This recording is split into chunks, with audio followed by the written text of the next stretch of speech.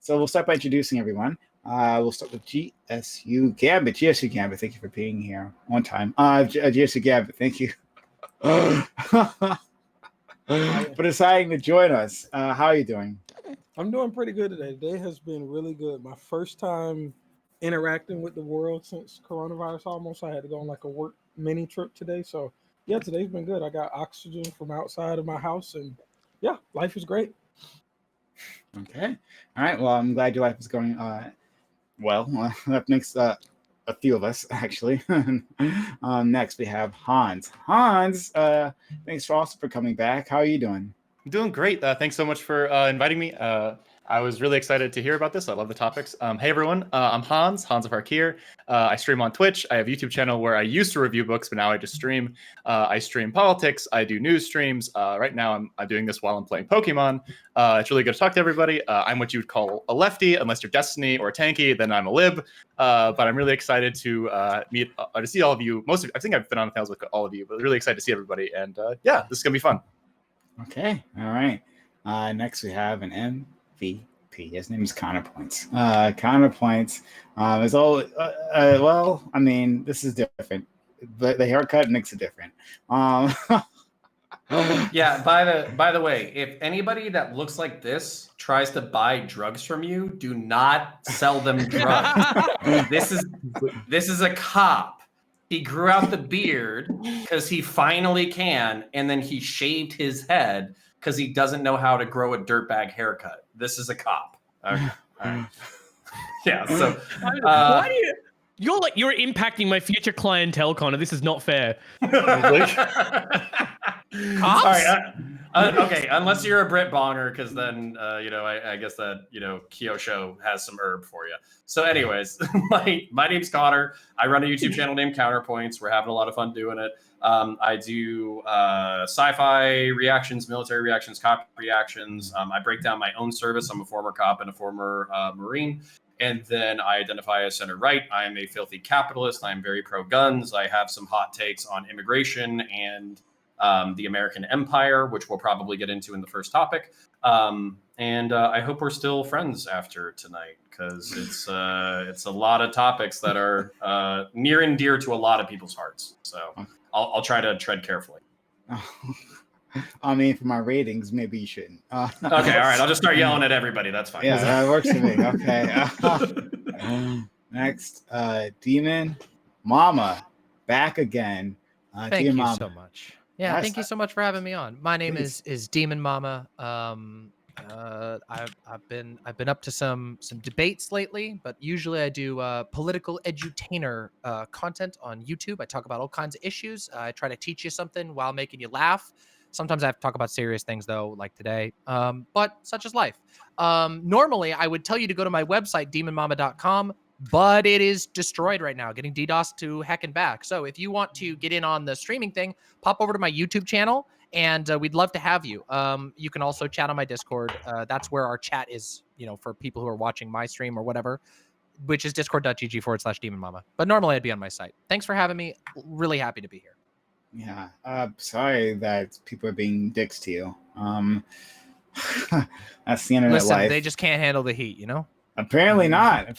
They got to censor you. But yeah, that really does suck. Hopefully they'll their bandwidth will run out. I don't know. Hopefully things will get cleared up soon. Should be fixed by Wednesday. I think we're just moving behind Cloudflare and stuff. So okay. All right. Cool. Next we have Pisco, one of my illustrious mods. Pisco, who we always miss dearly. He's here only for a little bit amount of time, and whenever he's here, I cherish those moments. So Pisco, tell the world how you doing. I'm doing great. Thank you so much for having me. It's a pleasure to be on these panels after a long hiatus, and I love the topics for today. If those of you who don't know, I'm Pisco. I'm a third-year law student. I'm not a lawyer, but I love discussing sort of the criminality and the legal system and its intersection with a lot of the political conversations that we have today. Hopefully I'll be able to graduate in May and pass the bar in July. But I'm especially excited today for topic number 2.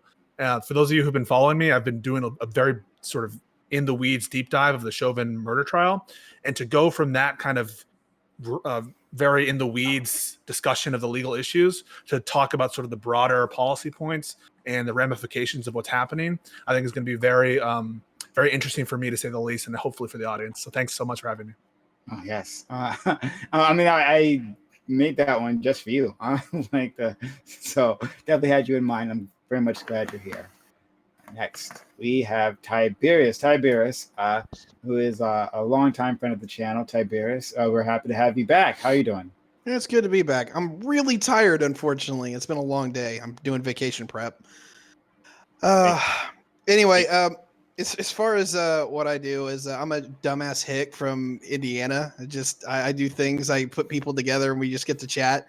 I do largely geopolitics, but I have a right-wing panel on Sundays whenever Prime isn't streaming, and that has Gambit and Counterpoints there pretty consistently. So if you want to check us out there whenever Prime isn't streaming, feel free to run by. There are days that I'm not streaming? Oh, man. It's news to me. It feels like it's every goddamn day. But everyone, yes, please check out Tiberius' channel. I'm going to skip over the next person just for a moment. Then I'm going to go to Rose Wrist. Rose Wrist. Who's looking very uncomfortable right now. Rose Wrist, who I was up at 5 a.m. my time, and that's investigating daylight savings time and its international intricacies. Yes, this was actually important. Rose Wrist, how are you doing? I'm doing wonderfully, and I think I'm going to dedicate my opening thing just to talk about how garbage daylight savings is. It's the most worthless thing. Like, not only is it just like completely arbitrary at this point, but not only that, there's also for some reason like a 2-week discrepancy between when Europe and the United States goes into daylight savings, and that made me extremely confused because previously this panel was at like 1 a.m. for me. Now it's like 2:15 a.m. here. I did get a nap in before, fortunately, but yeah, I don't know. Daylight savings is incredibly stupid, and please, Prime, whenever you decide to hold the daylight savings panel, I really want to be on there to voice my frustrations. But yeah. My name is Rose Wrist. I'm a progressive streamer from Sweden, and yeah, I do a bit of everything: research, videos, debates. Currently, I'm trying to take on the Swedish Skeptosphere because, oh boy, there's quite a few of them there. It's very dominantly sort of right wing. It's kind of like the overall internet was like 2015, 2016, but just relegated to Sweden. So I'm trying to clean that up a bit. So yeah, if you have what's it called, nostalgia for those types of days of YouTube, then come over to my channel and you can see me dunk on Swedish Skeptospheres. But yeah. Okay, thanks so much. Now, last and absolutely the best, we have your past and now current stream queen. That person's name's Kill Show. Kyo, thanks for coming back. Two-time!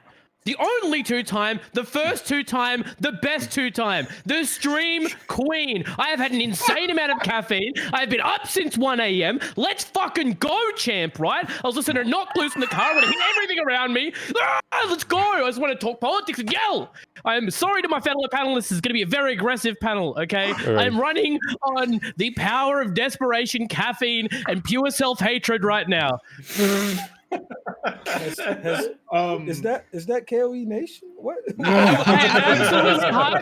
Real shit. I am super hyped to talk to literally everyone on this panel. Y'all are all fucking sick, except Hans, that Judas cunt. Fuck you, lib shit. Everyone, if you don't know the lore, Kyo is the reason why he's a 2-time, not 3-time champion is because the one time I decided to step in that ring, I bodied his little bitch ass in like the second round. This guy didn't even make it to the finals when I was there. I ate his ass. This dude pulled a full-on club on me, right? Rug underneath me, 2 people behind me, clocked me with a fucking chair, right? This was some bullshit. It's piss poor imitation of me. He sounds like he's big mad. I don't smaller muscles, right? Talking shit, trying to step to me, the 2-time stream queen. How many times have you won, Hans? How many times have you won? I think I'm 1 for 1. How many times have you won? What do you mean 1 for 1? I believe it's none for none, motherfucker. I was on it at least once. Like one of your You numbers were are on- incorrect. Are you were okay? on- Like you maybe were you on should have once more and coffee. you lost once. You were on once and you lost once, okay? Because you're a fucking loser. Lib shit loser. Get out of my panel right now. Because this is my panel. If I was on and lost, it wouldn't have been 0 for 0. It would have been 0 for 1. Like, are you okay? Like, can we take a break while I teach Keo how Fucking- to work? Like, just give me a You second. keep trying to do like fucking like workout shit, except you're not expanding your muscles because they're still fucking tiny. You're just decreasing the area between your fucking skull and your brain, and it's squashing it in so you can't do maths. This is getting oddly personal. Wow. So I think There's nothing that's like happening. I did some back and biceps today, everybody. I'm feeling good. I'm feeling big. Like I think I'm doing just fine. Like Wow. All right, and well, Keo, no matter how much I've hurt you, I promise I still love you, and I'm going to hurt you again. oh man. So this is the thing that's happening. Oh boy. All right. Well, welcome to the show, everyone. Let's jump into the first topic. All right. Topic 1. Russia has been building up troops on the Ukrainian border. The Biden administration has sent big warnings to Moscow about the situation. Some believe that part of the reason that this initial conflict started was because of the Ukraine attempting to join NATO. Would Russia have been right to view this as a threat and act accordingly? In light of that, should NATO ensure that the Ukraine could never join to assuage the Russians and assist in a peace deal? If not, what should Washington do in response to all of this? So we'll start with GSU Gambit. Yeah, so it seems the tensions there have been escalating since like 2014. I think this year has been reported that I think 50 people has died, and last year was like, I mean, it's been reported like 25 people have died in the whole entire year. There was like 50 that died or something. So things do seem to be escalating for sure. Should they be allowed to join NATO? I believe so. Of course, I'm going to believe so as an American. But I do think that we should have deals with the Russians, and I'm not for going to war with Russia or something silly like that. I'm hoping nobody makes that claim, but yeah. So I think it's a complicated situation. I think them stacking their border would be alarming, just like it would be if we started to stack the border with Canada or Mexico. So I do think these things are alarming. It's obvious that things are escalating. I do think we need to handle this pretty diplomatically. So I'm interested to hear everybody else's opinion. Thanks so much, Hans. Yeah, so I'm pretty slightly like parroting Gambit. Just answering these sequentially. Should Russia view this as a threat? I would say yes, because it's a threat to their geopolitical goals. In this case, like they want parts of Ukraine at the very least, if not all of Ukraine. So them being part of NATO is obviously going to put some kind of damper on those strategies. Means because they would be much less likely to invade a NATO like allied nation as opposed to like a nation that is somewhat friendly with NATO but not like actively part of it. Should we like have a hard no or yes whether they should or should not join it? No, I think it's good to have that on the negotiating table in terms of Russia saying like, hey, like, you know, if you stop being so shitty when they're not in NATO, we won't pull them into NATO. But if you keep being like extremely aggressive, we're probably going to have to like put this on the table because we don't want massive destabilization in a large European nation. In terms of like action, like whether it's military or all that sort of stuff, I'm in favor of what we've been doing recently, which is, you know, just like hard sanctions, like sanction the fuck out of Russia, like, you know, cripple their economy, keep it from being, if we can't stop it from being a bad actor, make it as small a bad actor as possible by limiting its resources and its economy. And for whatever, yeah, that's pretty much all I got. And basically the last thing is, if we say that if any nation that's next to Russia can't be, say, like a strict NATO ally, and we like in like, you know, we keep like letting them do like whatever they're doing in Ukraine, whether it's like Crimea or that sort of stuff, and they take, you know, Ukraine, the next up is next we have Poland, which is a NATO ally, and it's like suddenly now it's like, oh, now we're being aggressive to Russia because like if their expanded borders like buffer a NATO nation, then suddenly we have a horrible problem. So I'm not a big fan of this kind of appeasement. I'm not saying we should go to war. I hope no one's on this panel is suggesting that, but there's a lot of tools that we have in the toolbox to keep them from doing that. So thanks so much, Connor. Yeah, so I'm going to repeat my opinions, and hopefully Tiberius can tell me why I'm stupid in a minute. So basically, my thing is like, Crimea specifically, which is like kind of the peninsula or the island at the bottom where they have like a major naval station, like a deep water naval station, and also Donetsk, which is like the majority Russian area of eastern Ukraine. They are largely ethnically Russian. Those places speak Russian. They have Russian sympathies, all that kind of stuff. I don't give a shit if that goes. All right. We could literally call Vladimir Putin on the phone and say, hey, listen, you keep that shit. But if you step outside of that, we're going to fuck you up. And basically they're often using like volunteer militias in order to expand their territorial gains. I'm perfectly okay with the United States. Hey, we have a unilateral alliance with Ukraine, and these are not your military. These are volunteers. So if they expand past Russian ethnically majority territory, we're going to blow them out to fucking kingdom come. On the back end, we should be doing diplomatic negotiations and sanctions. And with that, I yield. Thanks so much. Next, we will go to Team and Mama. Yeah. I think that to answer the first question, should Russia see this as a threat? I mean, obviously they have to. Any rational political actor would see that as the case. And I think that puts us in an interesting position. When I look at stuff like this, I see like this is the sort of problem with a bipolar world with regard to power, with regard to how how geopolitics unfolds on the global scale. And I would like to see, and I know that this is probably a bit of a pipe dream, but I would love to see a world where we actually try to allow meaningfully the independence of states like Ukraine, where they can be built up to have their own destiny, as opposed to having to be sort of jockeyed between two major powers, as if we're still like living out some fantasies of the Cold War. And I think that, but again, how it's a tough spot because you have the problem with Russia encroaching on Ukrainian territory in the recent years. I find it a very difficult situation. I don't believe that the answer is to have Ukraine join NATO, but perhaps for us as a globe to take a different approach as to how we look at conflicts like this. Yeah, that's my take on it. Thanks you. Peace go. Thank you, Prime. I'm going to preface this by saying that I know very little about international conflicts between Russia and Ukraine and sort of what's going on there in a broader sense, or about Russian internal politics. So what I'm going to be sort of speaking to is kind of just broad generalizations from the sources that I've heard, like, New York Times, that I'm sure would be criticized heavily from the Russian perspective. But I am concerned about encroachment from Russia, both in territorial, in terms of like their territorial ambitions. I know Crimea. I think there was something that happened in Georgia in the late 2000s, or South of Abkhazia and South Ossetia, if those are the names of the territories. I'm not even sure about that. And I'm concerned about the role that Russia's playing in the world, in like geopolitics in general, in terms of its kind of anti-democratic attitudes internally, and how they're sort of exporting that abroad, or facilitating that abroad as well.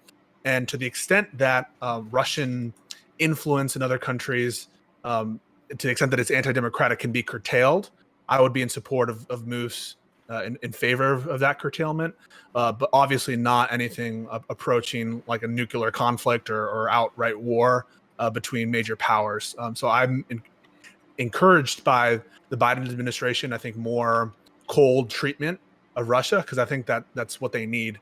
And at this time, I am concerned about Russia's expansionist attitudes from the sources I've read. Right. Thank you. Thanks so much. Okay, let's go to Tiberius. Yeah, I'm gonna save my opening, I'm gonna save my opinion for the open part of the panel where we all get to have at it. As far as the context here is this bad? Yes, we saw it with 2014 that we had the invasion of Crimea. We have the Little Green Men in Donetsk and Luhansk, which is a largely Russified area of eastern Ukraine. We know that there's Spetsnaz forces there within Ukraine operating, and we also know that the entire Russian First Shock Army is operating just outside the border. So things can get very tense very, very quickly. The part that really bothers me about where all this lies out is that, do we want to bring them into NATO? We are talking about a nation that literally has nuclear armed torpedoes that would take out the ships that fired them, and they see this as literally their backyard. So I'm very, very temperamental when we say that we want to do anything provocative with Ukraine. I don't want to appease the Russians by any way, shape, or form, but I recognize that it is incredibly dangerous to do so. So I'm going to lay that out as like the template. I want to get into that when we get in the open panel, but the stakes are high here. And I'll finish with that. Yes. Thank you. Kyosan. Yeah, so just to explain a quick point that Tiberius made up, which is the point I was going to make, is that one of the reasons why Ukraine's very difficult is because of the little green men, which are basically Russian soldiers posing as civilians or as rebellion soldiers. Which makes handling the situation hard, right? So like that Crimean port is incredibly important to Russia. As part of the reason why they're willing to sort of like push the boundary and try and force annexation on it. The US is guaranteeing sovereignty for a lot of nations, not necessarily Ukraine, but right now the Ukraine sovereignty is very much in question from 2014 onwards, and could potentially be even worse, given that the Syrian war is starting to wind down. The US is starting to, not the US, sorry, the Russians are starting to move their forces around back to that area because they don't have to focus anywhere near as much in Syria. Which is the concerning part, because before you're able to have their forces be sort of tied down in that area of the world, and then they can move a little bit more freely. Now, the thing to keep in mind that is really important is Russia is broke as fuck, especially after what just happened with OPEC. If anyone doesn't know, the reason why your gas prices were so fucking cheap last year was OPEC bullied them the fuck out because Russia couldn't stop its oil lines, and whereas the Saudis were able to, when the Russia didn't want to stop their oil lines in response to the pandemic, Saudi Arabia said fuck you, tripled their oil production, and drove Russia out of the market. So they've been they haven't been able to like sell their barrels quick enough. They've had to pay people to store them, so they've lost a lot of fucking money there. And oil being a significant part of the Russian economy, this is very bad for them. They're in a very dire situation right now. So right now they're a bit of a cornered rat, and the other nations have to be really, really careful about how they interact with them from here on out. Rosevis. Yeah, so that was a bit of a voice crack. When it comes to stuff like this, like for example, NATO, in general, I think organizations like NATO are a good thing, like conceptually and through the structure. I do think that just like, for example, the European Union, an example I like using a lot, there's a massive amount of potential for good, and there are a lot of changes right now or issues right now within, for example, the EU and NATO that need to be ironed out. But as a concept, I generally like international military alliances and regional like customs union, like the European Union, for example. And as such, in general, I'm in favor of as many. Hello, am I cutting out? Oh, okay. No, you're good. I thought you were done. Go ahead. Okay, and as a result of that, I want as many nations to join those type of organizations as possible. The more interconnected the world is, the better it is in general. Now, when it comes to Ukraine, there are a few specific things that make this a bit more challenging. So, yeah, number one, the diplomacy approach should definitely be taken. I think that Russia is a negative geopolitical influence, so soft power should be utilized, just like I think Connor said, to try to put as much pressure on them as possible, or, well, within reason. Another thing that wasn't talked about already on this panel, which is pretty important, is that right now Russia's sort of like excuse for putting all the troops at the border is that they fear a Ukraine civil war, and that's going to like destabilize Russia because of the close proximity. So I think that the major steps right now when it comes to being able to build up a strong Ukraine would be 3-step. Number one, try to stabilize Ukraine as much as possible. Number two, try to engage with diplomacy, like a transparent diplomacy on an international level between Ukraine, Russia, and alliances like NATO, for example. And number three, slowly start moving towards greater like NATO and other general military and economic customs alliances just across the world in general. And those are my three sort of like prescriptions there. But yeah, I yield the floor. Open to the panel. So this is like largely for Tiberius, right? But everyone else feel free to jump in. How opposed are you to the Ukraine potentially being part of NATO? I'm not saying like I'm like a stand for it. I'm saying like, is there ever a point where you would like to take that off the table, or do you feel like that's like an important bargaining chip in terms of like how to regulate Russia's activity? It's definitely a bargaining chip, but am I scared to do it? Absolutely. Would I say absolutely no, never? Not necessarily that either. I will put it this way. In the same way that the Russians view Ukraine as part of their national security, I can't word this today. I'm sorry. Basically, Russia views Ukraine in the same way the Americans view Canada. Is that somebody who shows up in Canada tomorrow, we're going to fight over it, and we might even be willing to throw nukes at them if they could actually get here. That's literally how the Russians view this part of Ukraine. That not only is it their back door, we're talking about an area that is they believe is Russian, that should be part of Russia. They don't even have yet. So literally, you're on their front door, and if not, literally on their doorstep to where. Can I ask Yeah, sure. What do you know to be the Ukrainian people's attitudes towards Russia in general? I don't know, but good. It's very mixed. There's a big problem here. Somebody mentioned the fact that it might be lead to a civil war. The problem is that you have a very, very pro-Russian camp and a very, very pro, European-centric camp that makes up Ukraine. A lot of people there. I don't know what the exact demographics are or the polling is for what we have here, but it's probably somewhere near a 50-50 split. We've had literally an exchange of administrations going back since the Cold War ended. One's pro-Russian, one's pro-West, one's pro-Russian, one's pro-West. This happens pretty consistently. So the whole thing here that there isn't massive amounts of room on either side to go here, it's basically an open field is what I'm trying to say. And this is the reason why, I tend to try and of course, what power do I have? I'm just a broadcaster, but I like to get people thinking about independence and anti-bipolarity, because the problem that we have here is that there are a number of nations that are tactically important to various countries, but that is a never-ending frontier, right? Every time you move into another country, anytime that you increase your influence there, you have another one that you need to do, and I think that's a huge problem. Also, I mean, I guess in our situation, we're kind of lucky that we have Canada, which is its own independent country with its own people being able to determine its future, even if it doesn't have the same power as us. But I think there is something beneficial that can come from a world that is a little bit more willing to engage with the independence, with enforcing and encouraging the independence of certain countries. Because in a place like in a situation like Ukraine, where it's so strategically important, no matter who controls it, it is going to be, unless it's the people who live there, it is going to be a forever tug of war, which to me seems like a recipe for an infinite conflict, which is a bad thing for everyone. Yeah. So I have a couple of questions basically. So my problem, and maybe this is like a lack of like specific regional history, is I have no fucking idea why we have beef anymore. So basically, like, Russians, I get it. They're the big scary bad guys from the fucking Cold War or whatever. But at this point, they're like oligarchical, corrupt capitalists who kill the shit out of their like political rivals. That if you use that description for like our friends, 80% of our friends meet that definition. So fucking like Saudi Arabia fucking killed like a reporter. They're in charge of fucking oil and gas. They're assholes. They're starving a country to death. Like, I don't know by what moral criteria we are excluding Russia, but allowing our allies in. So basically, like, my thing is like, I literally saw this meme.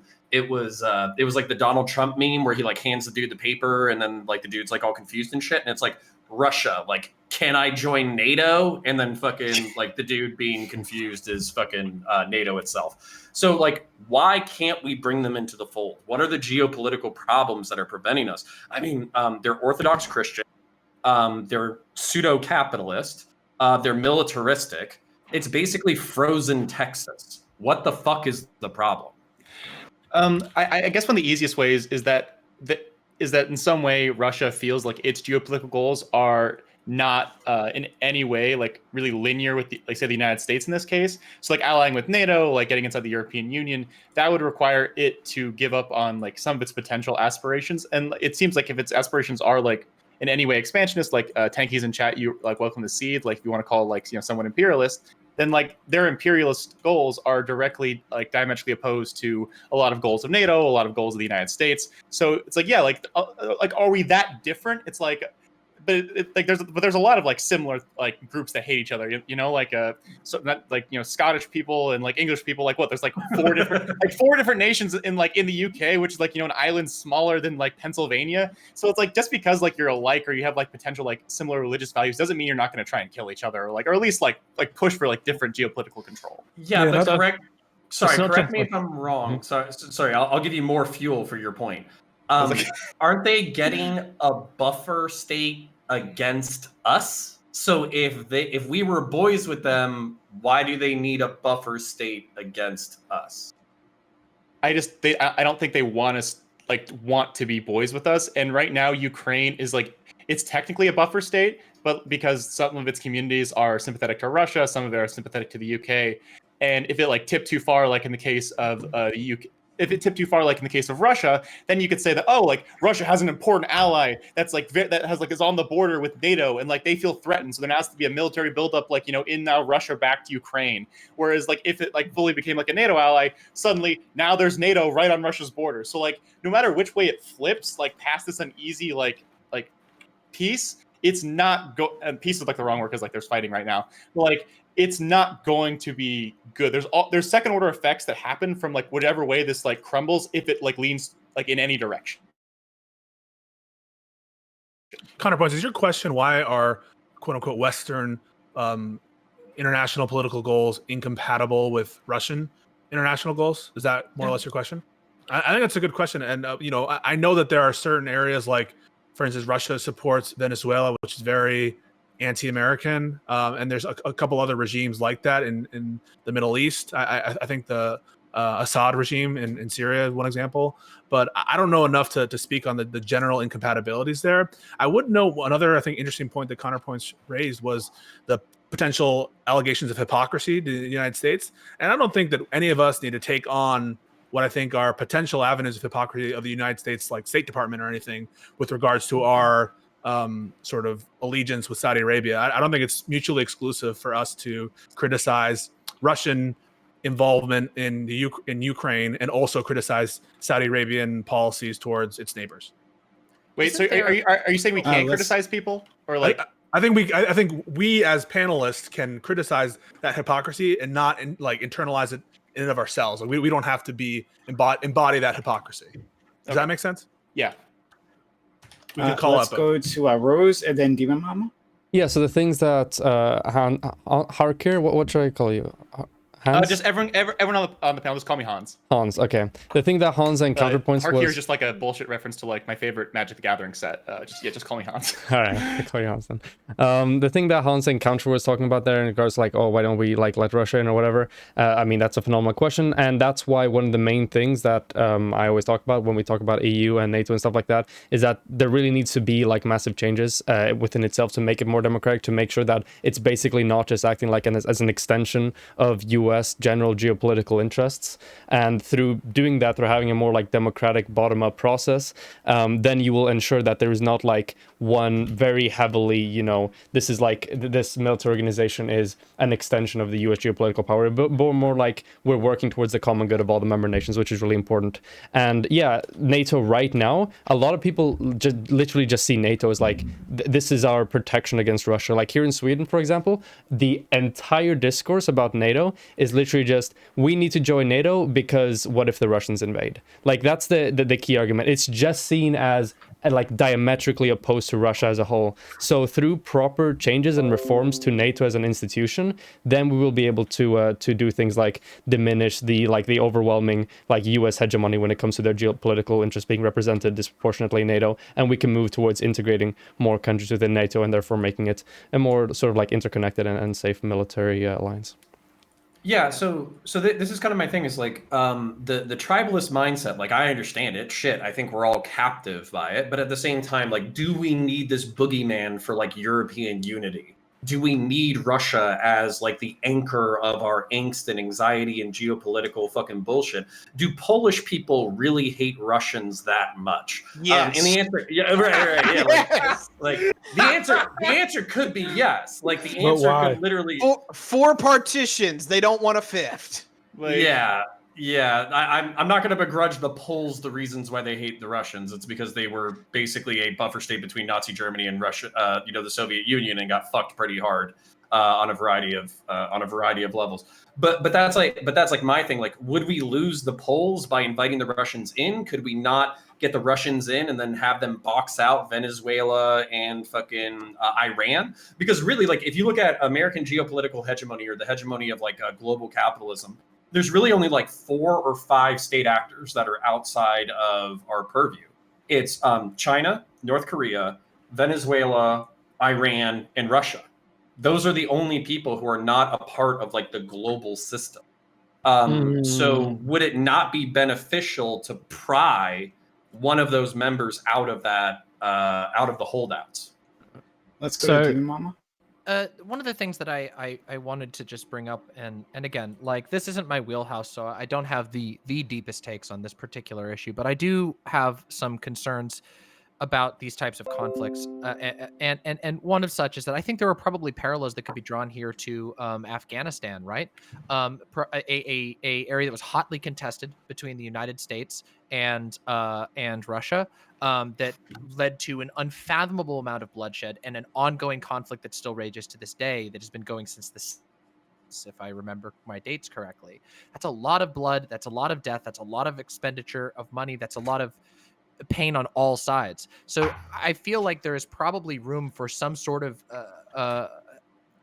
alternate solution. Maybe it's something like forming another coalition, like Rose Risk brought up, that coalitions can be very strong. Maybe we don't need to bring somebody into NATO. Maybe we can help peacefully prop up a independent but diplomatically friendly coalition that could include Ukraine, that wouldn't involve triggering some sort of endless bloodshed over a country that gets bombed generation after generation until there's nothing there left. I feel like we should prioritize thinking about how we can prevent that from ever happening, because to me, the parallels to Afghanistan are terrifying. Let's go to Tiberius and then back to Hans. To answer Connor's original question, is that while the Cold War is over, for the United States and the Russians geopolitically, their interests never came into like alignment. The Russians made one of the worst setbacks they've ever seen in their geopolitical history, but their general standing in the world has not changed. They're diminished in power, they're diminished in capabilities, but what their objectives are has not remotely changed. We missed a bus here. And if anyone's actually watched my show or the content that I do, I said this year the second Cold War started, and that's between us and China. And China has already taken the opportunity to try to pull Russia into their orbit, and they're doing so very, very well. The bus we missed is that the Russians hate the Chinese even more than we do, and we have not actually done anything to get them on board with our team against the Chinese. And instead, the Chinese are pulling them into their orbit, which is actually probably a really bad thing. Yeah, and isn't this the real game? So for instance, like, I understand like Europeans can be fucking, but at the same time, like, basically what we're talking about is this is one of the things that I actually hear repeatedly from ethno-nats, dissident right people on the internet, is that basically they want to advocate for authoritarian communism, authoritarian socialism, because that's how you get the ethnic shit as a byproduct. So basically China was authoritarian communist, had this like universalist proletarian fucking mission. But then what did they do as soon as they actually seized power? They defaulted to like ethnic divides. They took over the Tibetans, they took over the Manchu, they took over the Mongol. They're pressing on the Mongolians, they're pressing on the Uyghurs. They defaulted to tribalist mentality. So what do you have? You basically have, if you look at the definition of fascism, basically being ethno-corporatism or political corporatism, and then flexible authoritarianism. China is actually kind of like a crypto-fascist state. Oh, so no, they are literally modern fascists to the fullest degree. Yeah. Right. So if we have like a modern fascist state with a population of 1.2 billion, with an economy that is quickly catching up with ours, isn't that the real game? Why are we playing fuck games with Russia? Why don't we say, hey, we'll stop sanctioning the fuck out of you if you come in to us? It's because we missed the bus. We had enough. I don't just think it's because of that. Okay, go ahead. But well, it seems like Russia's like taking pretty expansionary counter interests to almost every other spot where the US has been interested. It seems like even if you were to bring them into the fold, if you have like a really liberal worldview of IR, that's sick and cool. I tend to like lean more on the realist school. And what I'd say here is that Russia seems to have interest in expanding, and the US has been counter to those interests more, not so much the other way around, unless I'd be wrong. And it seems like Ukraine is like a really good demonstration of this. Yeah. Okay. But this is my counterpoint. Okay. So basically, there's a really good book. I know plenty of people. But it's called The Revenge of Geography. It's by a gentleman by Robert Kaplan. He teaches at the U.S. Naval War College. And basically the way that he's a geographical determinist, not like hard, which is just like a school of thought that basically means that geography kind of determines a country's politics. And Russia's anxiety, Russia's geopolitical anxiety, was basically explained by the fact that they have no firm borders. They're a massive land power that is surrounded by other states. So they're protected by two things: buffer states and the weather. So basically, the anxiety is to gain buffer states. That way, if there was an antagonistic enemy, they would actually have territory to yield to that enemy while they were preparing militarily. In the central part of the country and also on the eastern part, they don't have a lot of civilians. They don't have a lot of major cities. So basically, they could give the whole eastern half of Russia to the Chinese while they were prepping a counter-assault. But in the West, they're basically immediately bordered with Eastern European nations and immediately bordered with Western European nations. So the reason why they want Eastern European buffers is to prevent Western European military encroachment. So what I'm saying is, like, I'm hearing you. I understand it. I get that that's the dynamic that we're in. I just don't understand why we can't move past it. And like, I understand, like, Russians probably don't trust us and we probably don't trust Russians, and Poles probably hate the fuck out of Russians. But at the same time, to me, I kind of wonder if we are Americans in the 1930s who are in denial about Nazi Germany. If we are the people who are like, China can't be that bad. China is not, like, you know, they have a good economy and, like, yeah, they're kind of authoritarian and maybe they're committing an ethnic genocide, but like, it's people that we don't really care about. Yeah, so that was like who up until knows? 2016, right? Yeah, That was like Wait, up what's until that? 2016. That was like up until 2016. Donald Trump was the big turning point, for better or worse, for the world opinion on China. I'm willing to agree with pretty much everything you said. All true facts, right? The reason I'd argue still the opposite is because of their encroachment in the Mediterranean and the Middle East, specifically, like, especially around like the last like 10 years. Even like most recently, the actions in Syria backing like Bashar al-Assad, like a dude who's like chemically attacking his own citizens, right? Well, Like, the Russians don't have morale. Like, they don't take morality into calculus. they don't take morality, but if it was the case that they were like, if it was just the case that they were looking to defend their border with buffer states, which might be the case, right? Why would they take like counter issues in places like Afghanistan, like was mentioned by Demon Mama, and more recently in Syria? Okay, And- so or I- ethnic wait. American So go ahead. electoral systems. And then like building on that, right? Another like really like good reason to why we might have like missed the train because we were too cautious with Russia is because allowing like the not playing fuck games and, like, you know, like allowing them to do like whatever like fuckery they are like doing in Eastern Europe, that would piss off like literally every like member of NATO that is in Europe, right? Like, and that is has been our longest, strongest like modern alliance in terms of like the geopolitics stuff. So us like pissing off all of Europe, like, to hopefully make common cause with Russia, like, against China, is a huge fucking gamble. And even if we had succeeded on that, that would have been like the tightest rope possible for us to walk. I'm jumping Okay. in on this one just for a second because there's a big deal that you guys missed out 2 weeks ago. NATO affirmed as a group statement that their primary concern was no longer Russia. It's now China. Boom. Ooh. Okay. Okay, and then here's another Well, I thing. think- No, hold on. Sorry, GSU. One point, and I'll be quick. Basically, the second. Okay, I think Russia has 3 deep naval ports. One of them is in Crimea. One of them is on the northern side. The other one is, drumroll please, it's in Syria.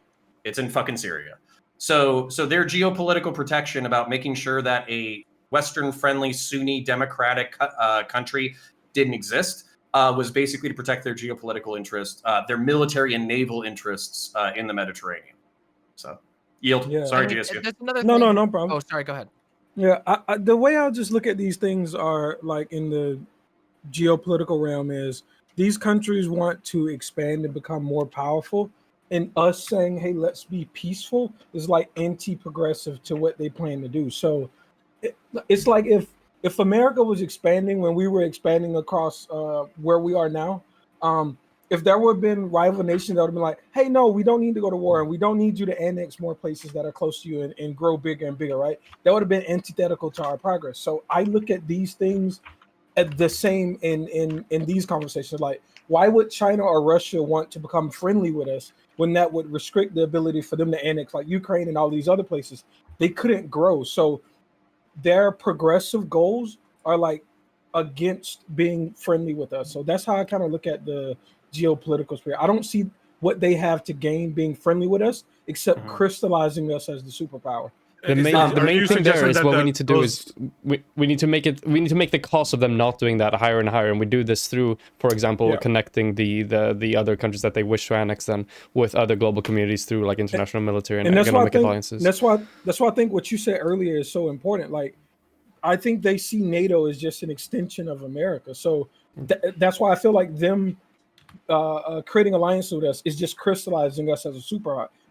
So us as Americans are countries that are influenced by America. Of course, we see it as, hey, yeah, y'all should just jump on board. But I think that's why they see it as anti-progressive to their dreams. Do we think that Russia is in a position, with regard to its own internal politics, to be able to meaningfully levy a war? Like, as I understand it, their economy has been suffering just recession after recession, and that puts them in a spot where they may not be able to leverage that sort of thing. Like, what is the and again, I will fully admit this is not my primary issue that I talk about, but this is something that I'm thinking about here, which is that if we can be sure that Russia is not likely to engage in any like ground invasions or anything like that, then wouldn't that change the calculus for how we work out solutions for this region? Connor, do you want it first or me? Yeah, I'm sorry, I have direct response. So number one, you can never underestimate the recreation of a war economy. So basically with like Germany as an example, where they just said, we owed you money? No, we don't. Fuck you. We're going to start making tanks, assholes. And then they just started doing their own fucking thing and then expanding territory. But I think this is another important point beyond whether or not Russia will stay indefinitely in a weakened state.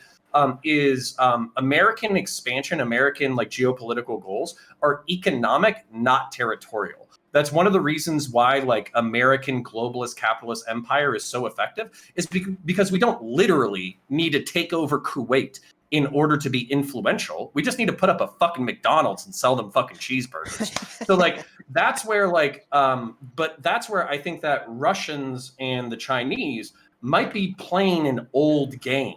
They might be thinking about like physical territory, like, geopolitical alliance, fucking, we need to expand our military. We need to take these islands and the Spratlys and all that kind of shit. And realistically, the game that we could move to is economic and cultural competition rather than military competition. Well, the Chinese are doing that in like Africa, Jamaica, and everywhere, right? I agree with the first. I disagree with the second. We're gonna Ty, Rose, Pisco, and then Kyo, and then Hans. Yeah, so at least where the Russians are concerned now, it's a crapshoot. But I would say for anyone who thinks that Russia can prosecute or not prosecute a war, they still have the biggest army in mainland Europe by far. They still have some high-tech weaponry. Most of it's been upgraded to T90MS, or I'm sorry, the T90S. It's a pretty good damn tank. They have good weapons technology. It's not the best in the world, but it's solid. They can prosecute a war, and usually when in the more modern era, but where we don't have the imperial wars, most shooting wars are now caused out of moments of desperation and weakness, not out of strength. And right now, Russia's in one of the weakest states it's ever been in. So I would say the risk is higher now than ever. As far as what you were going with there on the second part, Connor, is that I don't think it is an old game. I think that China and Russia see themselves as literally hemmed in a box. They literally don't have anyone to reach out to because they're surrounded by American allies. You think of China, you're looking at Japan, South Korea, Taiwan, maybe the Philippines. Deuteray is a little weird, but hell, Vietnam's on our side against China. And then you look at the Russians. You have Estonia, Latvia, and Lithuania, which literally border the Russian heartland. Like literally, so Estonia. Surrender. Yeah, just surrender. National pride. But literally, the Estonian border is like 110 miles from St. Petersburg. They're scared shitless. So that's my thing in a nutshell. So let's go to Rose, Pisco, Kill, Hans. Yeah, so final thing, touching just like a final point on the little exchange me and Gambit had on just like on general international cooperation. Like the vast majority of geopolitical conflicts could be just completely solved, or at the very least highly ameliorated through a two-step process of, number one, reforming existing large geopolitical coalitions, like such as the EU, such as NATO, and number two, trying to like expand them, like as much as possible within reason, on a case-by-case basis, I suppose. So many geopolitical issues would be greatly ameliorated or disappear entirely through that, that sort of like international geopolitical strategy. Now, on top of the thing that we're mentioning on the Demon Mama counterpoints in Tiberius when it came to Russia's risk or like threat of engaging in a war, I agree with what Karner and Tiberius said. Those are both very important points to keep in mind. Another thing, I'm going to take this from the angle that we touched on in the very beginning, but then kind of sort of we didn't touch on a lot anymore, which comes to stabilizing Ukraine and rebuilding Ukraine.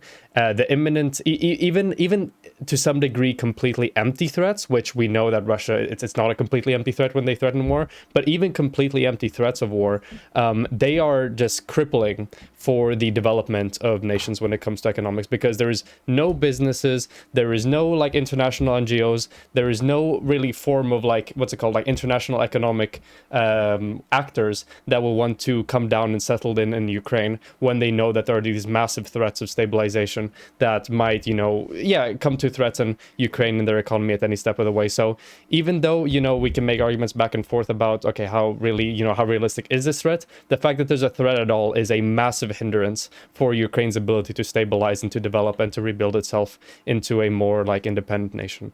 So that's another piece of analysis I wanted to add there. And yeah, Pisco, Kill, Hans. Sure, I just have two things. One is I've noticed that from all of our conversations, it seemed to be taken as an assumption that the territorial claims by Russians are unjustified and aggressive. I just want to make sure that we all agree with that kind of consensus, which kind of is the consensus of sort of the American intelligence community. There doesn't seem to be a lot of discussion on that level, but I just want to clarify if anyone has sympathies towards the Russian claims. Yeah, I do. Not necessarily because I think they're correct, but because I think they're arguable. So, for instance, like Crimea, as I mentioned previously, Crimea has one of 3 deep water naval ports. It's important. Also, I think that it's partially Russified. I don't know what the linguistic or demographic breakdown is, but I think it might be like as high as like 40% or 60% are people who speak Russian on a day-to-day basis. 90. So 90% of people inside the Crimean Peninsula speak Russian as a primary language, and also like a slight majority of them identify with Russia politically more than they do with Ukraine. And then the same thing with the area with Donetsk. They could be sham elections. Maybe people in the elections were threatened with execution if they didn't vote for a pro-Russian integration. But the areas of Donetsk, which is basically eastern Ukraine, did hold elections where they said, "Do you want to stay as a part of Ukraine, or do you want to be Russian?" And if I remember correctly, the elections overwhelmingly went to Russia, and not only that, they were also split along like linguistic lines. So I think from like an ethno-corporatist territorial argument, there's an argument there. It just doesn't like match with the like Westphalian, respecting of sovereignty definition of like national sovereignty. What is your take, may I ask? I mean, have you developed an opinion about whether it was justified for the Russian Federation to annex Crimea? I think it would be unnecessary. So for instance, like what everybody's basically. Well, the action happened. I'm asking you whether or not you supported it. Yeah. Okay, whether or not I supported Russia annexing Crimea. No, but I would have preferred. Okay, so no, but like the reason why Russia annexed those areas is because they were about to lose one of 3 of their most geopolitical, interesting, like naval shipyards. And as a power that has, let's just say it, what do you call it? The palingetic ultra-nationalist sympathies or whatever, the fucking that we were great at one point, now we're not great anymore, we must return to the great times. As somebody who has that narrative, that's important to them. So we basically, where's the no coming from? So you don't support it, but you're giving, I think, I a great understand their analysis. perspective. Yeah, I understand their perspective. They're being pressured on all sides. All of their former allies are turning against them. They're economically deprived. They're basically sucking into themselves. I think they've been in like a recession free fall for 10 or 15 years. And it's basically because they won't play ball with us. So I understand that they feel increasingly in a corner, but would you characterize the move as aggressive? I mean, would you characterize the move as aggressive? Ours or theirs? Theirs, annexation. No, I would categorize it as defensive. I see. And what about what's been going on in Georgia, or I think that happened in 2008. I'm not sure about the specifics of it. What about those moves in the past? You think you would characterize them as defensive as well? It depends on what you categorize as your like internal political. So, for instance, we need to remember that the USSR was a continent-spanning empire for almost all of the 20th century. So then, this is like the United States of America losing everything like west of the Mississippi, and then them taking back Baton Rouge. Like that's like the territorial level of loss that we're talking about. Q has offered a couple of things I think that are not explained wholly by buffer state action or activity. I think another example would be Russian involvement in American democracy.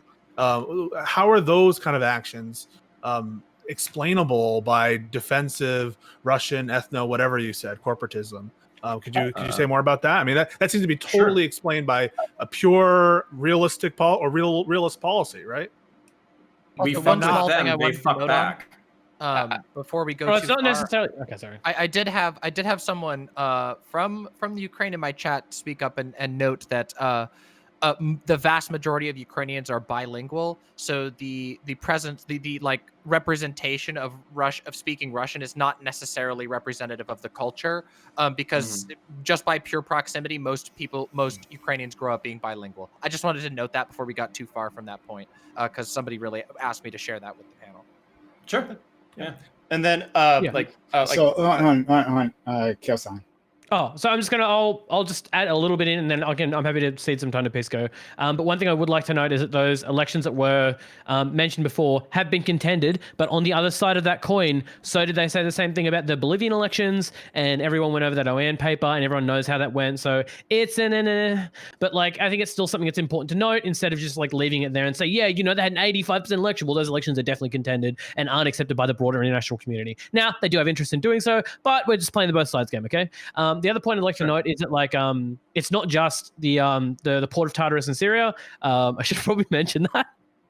So a lot of my understanding of this comes from the Center for Strategic International Studies. I've only been studying foreign policy this year. Okay, I'm normally like a philosophy nerd and maybe some home politics. So if I get some things wrong, I apologize. But it seems like that outside of that, they're also engaging in Libya. It seems like they're also engaging, like mentioned, in the US and in a couple of other places along the Mediterranean, not just through where the ports are, right? But where oil interests are, because a lot of their economy, which you mentioned, is in free fall. And the problem is they sit in a lot of places that the US sits. They have a lot of oil, just like the US does. They're weapons manufacturers, just like the US does. Especially in that latter point, it's important for them. You could say that's like the whole military-industrial complex doing a lot of work there. And you also got to note that the last couple of years, you've had what's his name? Putin's opponent, the guy who's currently being jailed. Navalny, thank you, Alexei Navalny. That's causing internal turmoil as well, right? So there's like a bunch of other factors that I'd argue makes for the fact that it seems to be the case that Russia's like expansionary in like a realist sense, and part of it is because their economy is so backfucked that they can't really do much except try to push forward and out. They're forced into the corner they're in, and I don't know if like trade liberalization is going to be the answer to that for them. Okay.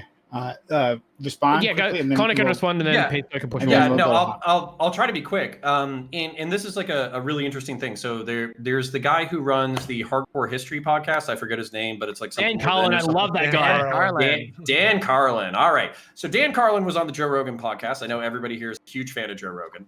And he actually talked about how he went into the Pentagon to sit in on a chief of staff meeting. So literally, he's sitting with like the top generals or whatever, and unabashedly. All the generals in that room were literally talking about how do we get like XYZ West African country in order to buy our guns, buy our tanks, buy our drones? And so what's actually interesting about that is really talking about like the competing military industrial complexes between the West and the East. If you actually look at the world, as a matter of fact, you're seeing Russian tech or Chinese copies of Russian tech going up against American tech.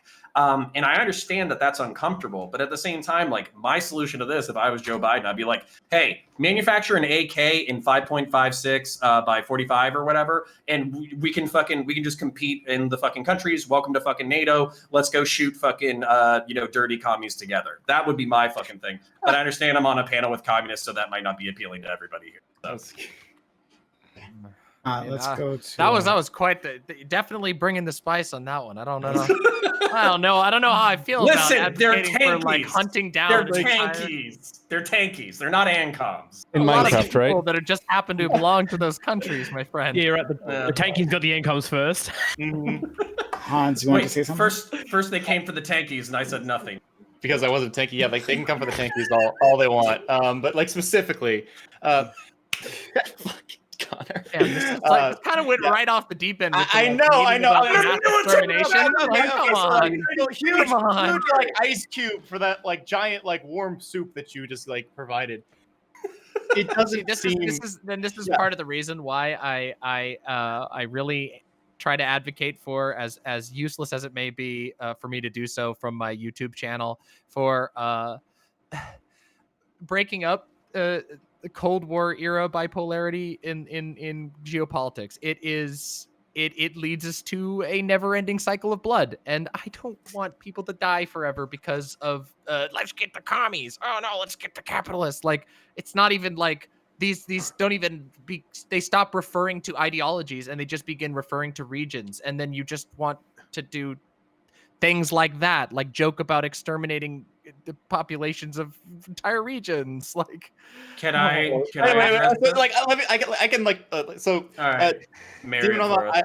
totally get your like desire. It's one that I share, but I would say that the way to do that is not to break down like all of these like polar divides. It's to encourage a large international community where like certain norms and like rights are respected, and that when someone deviates, the rest of the community comes in and says, hey, you probably shouldn't be doing that. I think if you fragment as opposed to coalesce like in a larger like international community, it's going to be even worse. Because imagine you do have a problem though, which is that if you coalesce into a structure that is predominantly influenced by one of those powers, then you end up in a situation like we're talking about right now, where joining with the rest of the world involves pissing off your neighbor and potentially into war. That is like, this is the thing. It's not that I'm advocating for fragmenting the world. I just think that right now we have to acknowledge, and I'm getting flashbacks to a conversation I had on this very panel about nuclear weapons a while back.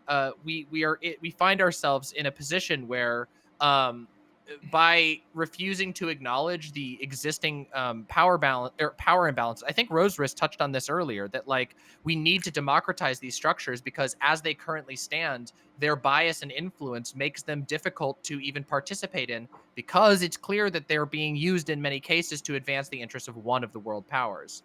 Okay, so like specifically, right? Like I'll throw it to everyone else real quick. Let me respond. So I understand, but right now, part of why we can't like coalesce, why like a lot of these alliances are particularly necessary, is that oftentimes like the largest power centers in the world or the most powerful countries, a lot of them have diametrically opposed ideas. Like China wants to expand, it wants to get bigger, it wants to have a larger like sphere of influence in the world, and that is like directly opposed to a lot of like say like to the United States or a lot of the United States allies. Like Japan doesn't want that, South Korea doesn't want that. There's a lot of things that are pushing against each other, and like I also like from an idealist perspective, like I want to do like the kumbaya thing where like no one fucks anyone else, and we come together as a world. And I think there are some issues where we can do that, like in climate change, right? I think that's entirely possible. But like if I could just respond to that real quick.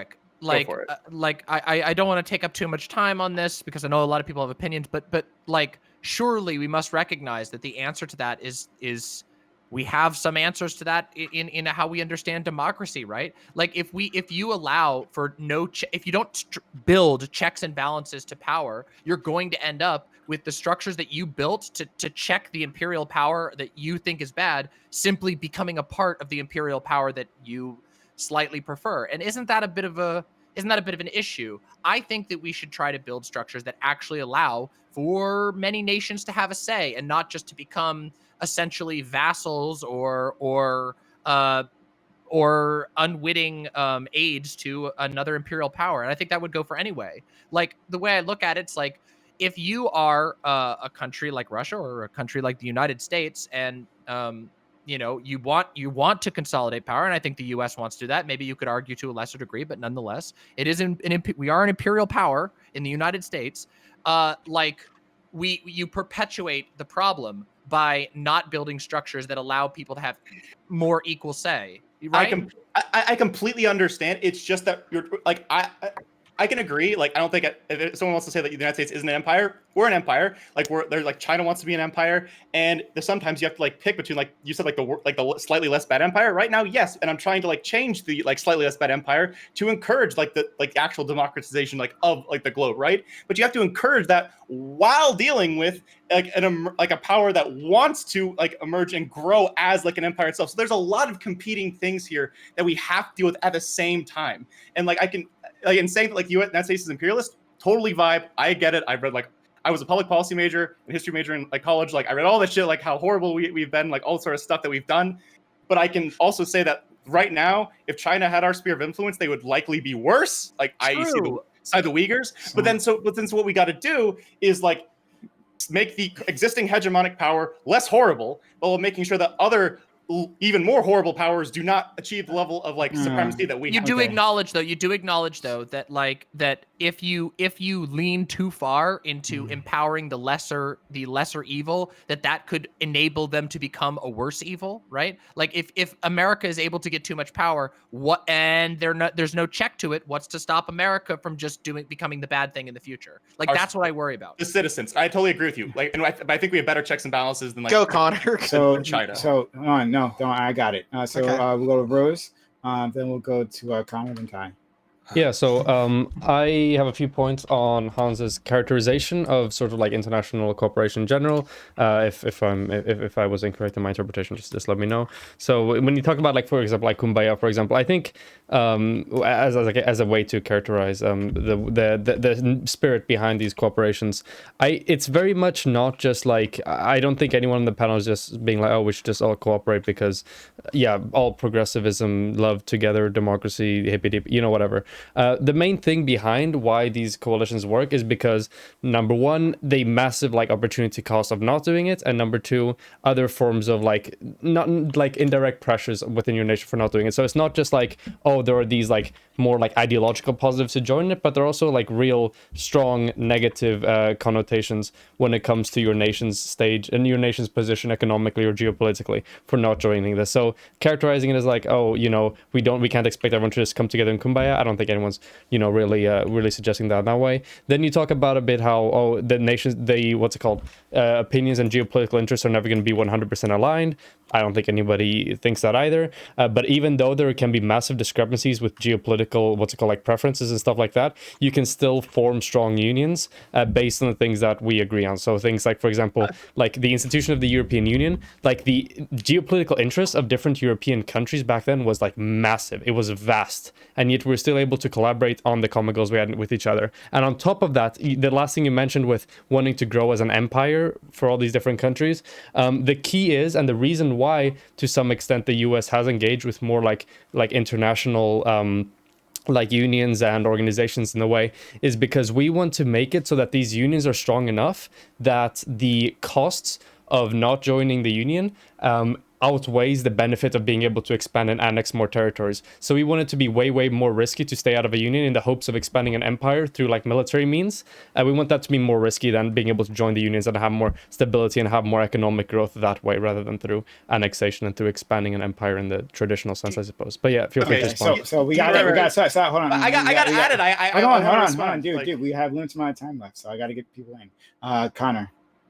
Yeah, so I'll try to be very brief, but even Mama actually chipped around almost my entire geopolitical moral philosophy. It was actually like really interesting watching her like piece around that. So I'll try to just articulate it really quick.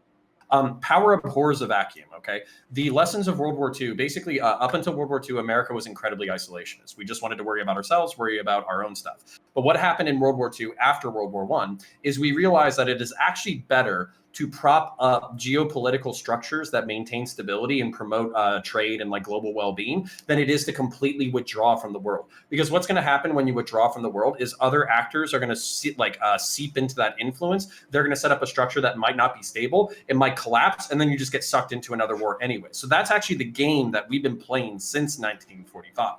But you have to balance empires against each other. So for instance, China, now resurgent, Russia, now resurgent, Iran, doing its own thing. We have to balance these interests against each other in order to make sure that there's never like a total collapse that absolutely destroys anything. And you also see the issues with these collapses when we play geopolitical chess and we destroy a country, vis-a-vis Iraq.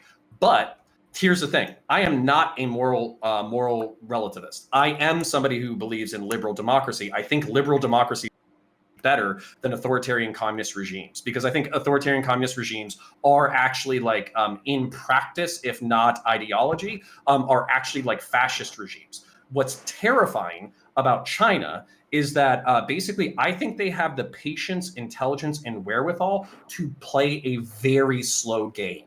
So for instance, whereas Germany was just like, fuck it, we're going to expand, kill everybody, we're going to take all the fucking territory, this is ours now, fuck everybody. I think China could play like a very incremental balance of power game and basically outlast us. So liberal democracy, I know this is my straw man and then I'll shut up. I know that a lot of people in the Western world thinks that like liberal democratic sympathies are like genetic, that people are just born and they fucking sprout out of people's asses. But these things are taught, they have to be promoted, and they have to be fought for. And that's what I believe. So, final point.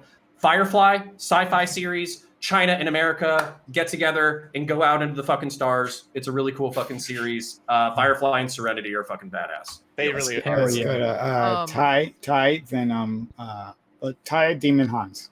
All right, appreciate that. As far as I've done this rant here once or twice before, I want to make sure I get it here.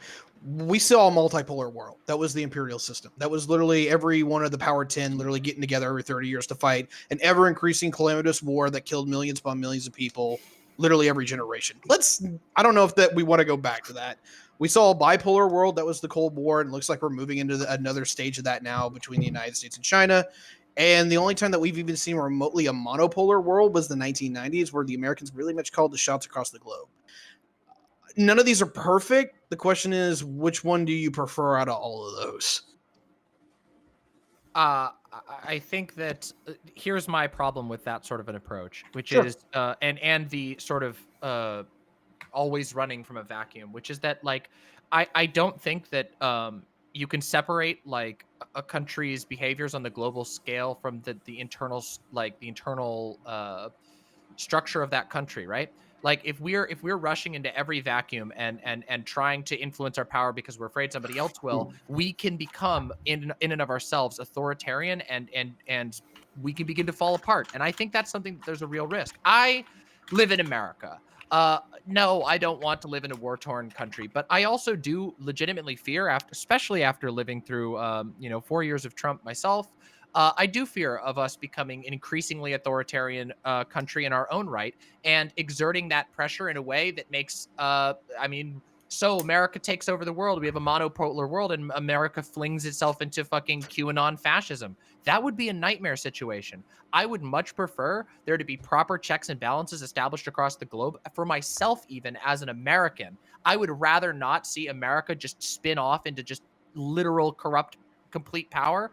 And I think that there is a problem with chasing every vacuum as though America has to be the one that steps in or else somebody else necessarily will.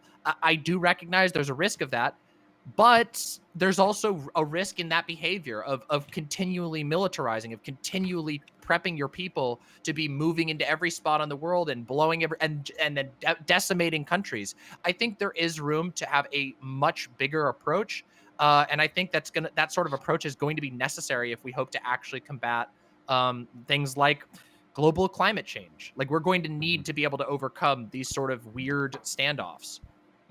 Hans. For Demon Mama, I completely agree with the idea that there are certain issues that as a globe, and this is like also responding to Rose Wrist a little bit, where our interests as a planet are extremely, extremely aligned. Because of climate change, that's probably one of the biggest ones, one of the like biggest actions that we have where we could have like a massive global effort, whether it's like the Paris Climate Accords or anything like of that, like on an even grander scale. But part of why those like instances are so few and far between seem to be is that aside from like very like specific issues, again, I'm like really happy that we're working together on, we don't seem to have the biggest common ground. For Demon Mama, I also agree that we have to make the United States like not fall into like, we don't want the sole power in the world to be fascist, right? So that like I would just like be called like, yo fams, in the United States, we got to fucking fight like hell to make sure that Republicans never win another election. Then like the last thing, like specifically, is how do we deal with vacuums? I also agree with you that we probably shouldn't like just like, oh, like this country unstable, time to fucking boots on the ground. Like we got to make sure that Jeffersonian democracy is upheld.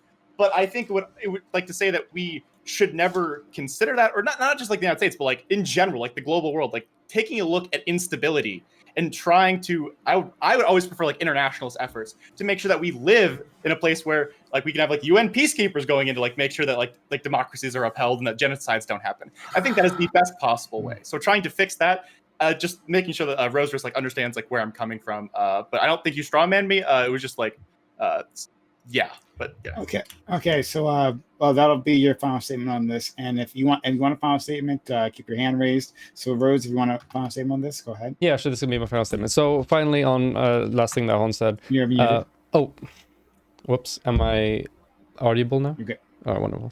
Okay, so on the final thing that that Hon said there, when it came to, I think that like drawing the line at like climate change is a bit, I don't know, not necessarily reductive, but I feel like you can definitely make that line like a lot larger. You talk about how, for example, like climate change is the only thing that we as a whole world can be able to connect. I could make the argument that we as like nations, we as economic actors, we as all, like the entire world has an interest in, for example, increasing international trade and making sure just things work more effectively and that we're able to produce things, you know, as effectively as possible and be able to support high quality of life for as many people as possible. So I think you can probably expand in a lot of ways. And even like climate change, for example, like if there, you know, I'm very, very sure that there are plenty of nations that have their entire economy pretty much propped up by, for example, things like fossil fuels. And for them, you know, it's a bit more nuanced than, you know, okay, well, we will do anything we can to solve climate change. So there's like positives and negatives, like counterbalances and all these issues. And I would do more. I would include more things than just like climate change when it came to making international agreements and coalitions and stuff like that. But for my... Sorry? I'm sorry, only stopping like a slight strawman. I didn't say just climate change. I said it's few and far between. Oh yeah, okay, fair enough. Please. Okay, yeah. So for the rest of my thing, yep. As your local European globalist cuck, big in favor of general international coalitions. Key thing though with all of them, reform and expand. Those are the key main things that we need to do with these in order to solve a lot of geopolitical conflicts, and that includes Russia's Ukraine as well, with more focus on specific things like diplomacy and stabilizing Ukraine as a nation state. Thank you very much. Sure. Okay. We'll go to Kill. Keep it under a minute, please. So there's one thing, like we didn't talk much about the Ukraine itself, but just like on a quick light note, I think that the fact that the US was just able to walk straight through Ukraine into Crimea, take Crimea, and hold the two sectoral forces should be concerning to anyone. The fact that they were able to so flagrantly violate the sovereignty of the Ukraine without anyone really being able to do much about it or much fuck given should be very, very concerning, given like how we've like decided to lock our borders. In recent years, this isn't medieval Europe anymore. These aren't like ever-changing borders. We aim to like hold some level of like balance in the world, and that should be very, very concerning. Especially the fact that like these nations are just so willing to tread like blatantly on a nation's sovereignty. Should be worrying to anyone. Okay. Let's. Who else wants to? Okay, Connor. Yeah. So what Demon Mama said was probably the thing that's going to be said tonight. So basically, how do we make sure that America doesn't backslide into a tyrant, like a tyrannical nightmare dystopian shithole. And one of the things is we see people pushing for that already. And the way that I would say that is basically, you can think that the January 6th riots are insurrectionist, traitorous fucking dickheads who want a neo-monarchy. That's totally fine. That does not mean that we take the infrastructure of the global war on terror and then institute it on the domestic front at home. That is the number one dystopian fucking nightmare that I can see Americans very easily fucking implementing, because we've already been primed. Terrorism is a problem. Terrorism is a problem. Terrorism is a fucking problem. It's going to kill us all. You're going to get fucking shot while you're going to the fucking mall. You're going to get fucking VBIED'd while you're going to the fucking grocery store. Oh shit, now there's fucking white lunatics with fucking guns. Let's go ahead and import the global war on terror structure into the United States. And that's where I would be hesitant and terrified of any actual fascists inside the United States of America, because the truth is we've already taken a counterinsurgent network, like counterinsurgency warfare on the foreign front, and we can very easily import it here. So yeah, this is part of the reason why I'm pro Second Amendment. Yield. Okay. I guess no one else. So let's move on to topic 2. The one from my buddy Pisco. All right. So this one was though inspired by Counterpoints. Thanks for the idea, Counterpoints. Topic 2. Derek Chauvin is currently on trial for the infamous murder of George Floyd. This trial is being looked at as a litmus test. But a test of what? The American justice system, race relations in America, police accountability. Is far too much riding on this singular case. Is a short or a long run? In the short or long run. Is the verdict important? Is the very fact that this case is newsworthy a complete indictment of the justice system in general? So, okay, let's start with Chieshu Gambit. Yeah, so I definitely think this is a litmus test for like police accountability, how we feel about decreasing racial tension.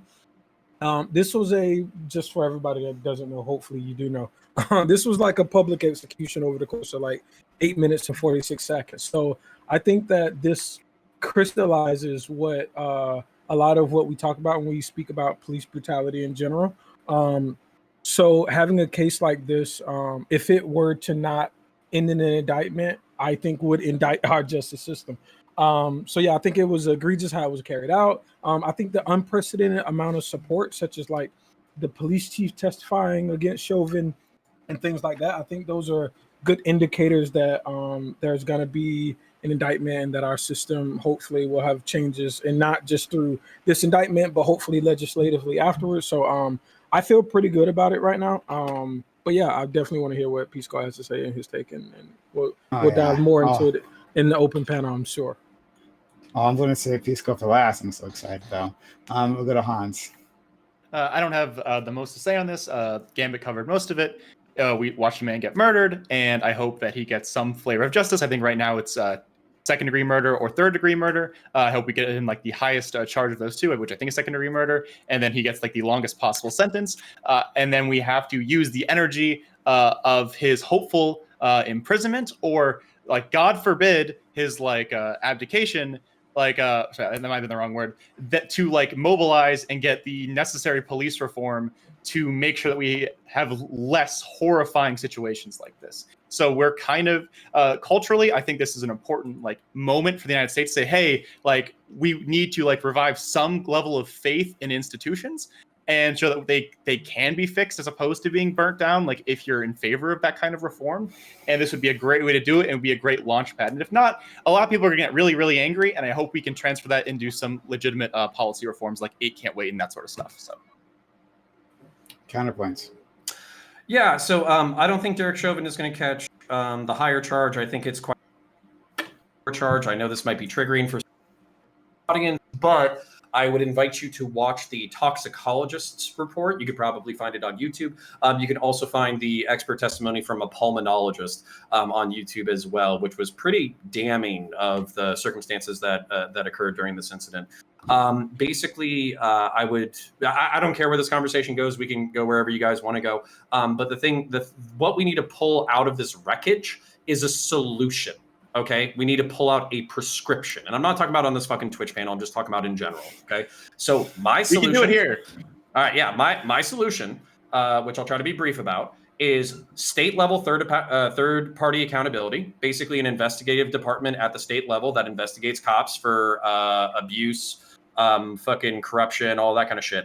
And then also writing into the criminal code very specifically laws that cops can break that civilians cannot, and that carry contextually a higher penalty and a lower penalty based off of context. We can talk about that in the general panel. And also, I think it's relevant in reference to the shooting of Dante Wright.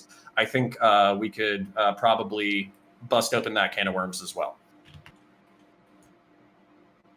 Okay, all right. Let's go to Demon Mama. Yeah, I think it would be impossible or remiss for us to not bring up Dante Wright, given that it happened in the same city, and the result has been what we saw last year as well, with justifiable outrage and frustration, overwhelming police violent response, and additionally, video of them flying of the police department in Brooklyn Center flying a thin blue line flag, which I think is very, very disturbing. It says some really uncomfortable things about the state of policing in the United States. And I think that I'm going to talk about this like I did on my stream just before I came on here, where we were talking about the Dante Wright situation. Yes, there is probably too much riding on this particular case, but can you blame the entirety of the country for feeling that way, for looking and seeing this obvious horrific act, sparking a movement and having overwhelming police brutality in response, one of the biggest civil rights movements in history, if not the biggest, and now we have it happen again in the same city, just fucking a few miles away from where George Floyd died. Like this is, there needs to be change. And I said this, it's not just, we're at a point where just a reform is not enough. And I say that not with the idea that we need to abolish the police now or anything along those lines, but there needs to be very serious, very clear, and very material action taken on the police sooner rather than later, because people cannot deal with this level of violence. People cannot deal with this sort of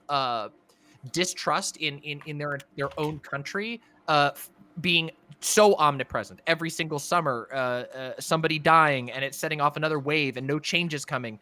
It will only raise the temperature, and it will only lead to more bloodshed.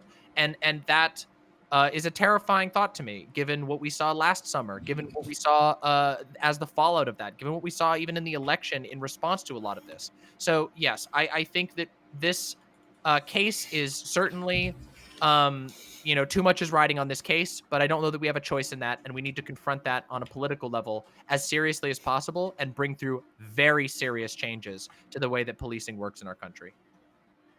Much. Okay, well, hold on Pisco. I'll go to Rose. Oh, okay.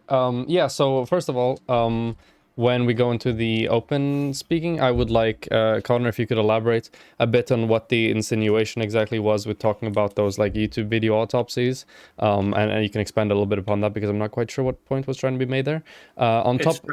Sorry. All right, yeah.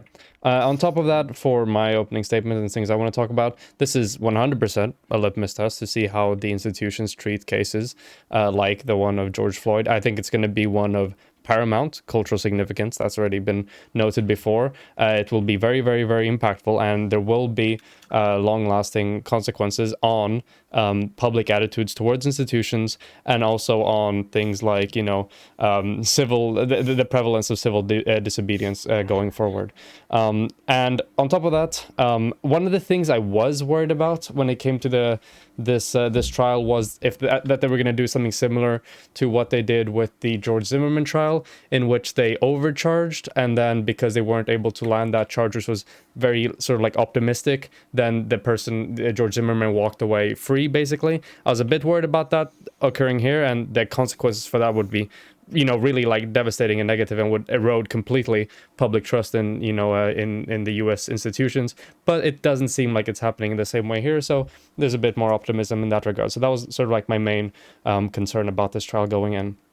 Now, when it comes to the things that Demon Mama said, I 100% agree with that. The most important thing here, probably from a consequentialist perspective when it comes to the follow-up and the outcomes from the killing of George Floyd, is going to be the broad and comprehensive policy actions that are taken from this point forward in order to address the root causes that allowed this to take place in the first place, and also other issues concerning the Black community and the people of color community in the United States of America. And yeah, that's my opening statement. Kyo San. Yeah, sure. So it's a pretty landmark case. I'm pretty sure I don't say everyone that like a lot's probably riding on the outcome here. A lot of like public sentiment, but it's already been said by everyone around, everyone else there. Why are you laughing? Okay. Why are you laughing again? It's a very serious topic, and you're like, I'm fine. Let's go. Oh, you tired bastard. I'm like, all right. So like, We're all okay, laughing so- at you. You just can't hear it. Don't worry. Yeah. Caffeine's wearing like, off on now. It's like- Yeah. Stop it! This person is talking about what are you talking about? Extradition police killing, and you're like, I'm laughing because I think you're like in the beginning stages of hallucinating. Like I'm just, it's like it's a little bit, but like, so. As I was saying, like obviously, like the outcome of the case is going to have a lot to do with how the public feels about the police going forward. Unfortunately, this is probably the case of the decade, if not the century. This was such a massive movement, and if nothing happens to Chauvin, I am scared of what happens to my American brothers and sisters and MBs, and especially in the local area, especially with the pandemic still going on. It's a pretty worrisome thought. Now, I personally think that like we're going to see like some kind of guilty conviction here, whether it's on the first judge or the second judge, I'm not sure. I've been like loosely following the trial, and it looks pretty in favor of Chauvin getting a thing, but I'd like to see the evidence that Counterpoint's mentioned. In terms of the tragedy that happened today with Dante Wright, the piss poor excuse that has come out of that police department is very shocking. And very saddening for anyone who's seen. I think Bo on Twitter made the point here that if anyone's seen a fucking taser holster where you hold your taser and where you hold your gun, you couldn't fuck that up. You literally couldn't fuck that up. If you couldn't fuck that up, it'd almost be like a point where you shouldn't be a policeman in the first place, right? I highly doubt that like anyone with any modicum of training could have fucked that up that badly. So unfortunately, yet again, we see another black man killed because it's America, which is incredibly sad. I'm sick to death of seeing every single week in or out another murder of another African American citizen in the US. It's incredibly saddening. Incredibly saddening. I can still fucking hear George Floyd screaming out for his fucking mother. And there's nothing more depressed to me than that. Thanks so much. Next, Ty. Yeah, so this is the section where me and Pisco trade off an expertise. So I'm going to shut up a lot, and he's going to be doing the one that's talking. I'll suffice it to say I'm not a legal expert. I'm an medical expert, and I haven't paid attention to most of the stuff going on here because I'm paying attention to what's going on in Ethiopia and Sudan. So I'm sorry. Here's what I do get from like the general background is that is there a lot riding on this? Yes, and I don't think that any way this all goes, everyone's going to be happy. I think there's going to be levels of feuding and upset feelings whatever the charges end up being guilty and not. I'll just let that go to the open panel. So Pisco. I'm good. Muted. Oh, never mind there. Okay, cool. So at the start, an opening argument, both the prosecution and the defense in this case were agreed on one point, that this case is not about broader questions of racism, and it's not about broader questions of policing. And I've said this on multiple panels, that despite those statements and what was said in the context of a very rigid trial, this case is absolutely about race and absolutely about broader policing. That said, regardless of our thoughts on those two issues, police cases are incredibly hard to convict on. They're extremely difficult cases. One, because police have avenues of justification, namely the justified use of force in many cases is a complete defense. on these particular cases related to murder in the second degree, murder in the third degree, and the manslaughter charge.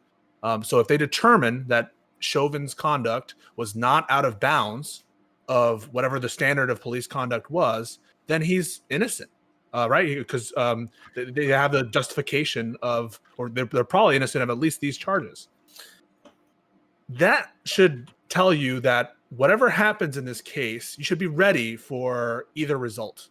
Because as someone who's been combing through the intricacies of this case, there are questions about the police conduct as the defense is sort of on cross-examination, bringing out somewhat effectively. I'm interested to hear what counterpoints thought was decisive or what thinks was devastating. And there are also questions related to causation. This is the chatter that you're hearing about. It was the drugs that killed him. It was the heart that killed him. Those relate to questions of what actually caused George Floyd's death.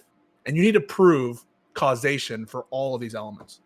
The intuition or a lot of the common knowledge that you hear on all these panels and talking about on Twitch is counterintuitive in many fronts. One is whether or not second degree murder is an easier charge to prove than third degree murder. And there's this intuition that, well, second is more harsh, therefore it must be harder to prove. That's actually not the way it is in this case from my reading of it. Second degree murder in this case is premised on a doctrine known as felony murder. And for my reading of the law in Minnesota, that's actually a lot more easy to prove than their theory of third degree murder, which is known as depraved heart murder. And so you should check your intuitions about what's more likely to happen in this case. You should expect a lot of different things and be ready for whatever the conviction may or may not be. I just want to say a couple of things to people who will say police violence is not a big problem because not a lot of lives are lost. I think time and time again, our society has shown that we don't measure the cost of police abuse and excessive force just in the number of lives lost. Yes. There's a societal cost to these incidents, and they occur with some regularity, and they hurt our communities, and we should be sensitive to that. And so I'm excited to talk more about all of you about the broader policy implications of this case, and hopefully measures we can take to avoid future cases. All right, open to the panel. Counterpoints? Yeah, so just to clarify, that way Rose Riss understands what I'm saying, and also to articulate what I thought was important from the two expert witness testimonies that I viewed.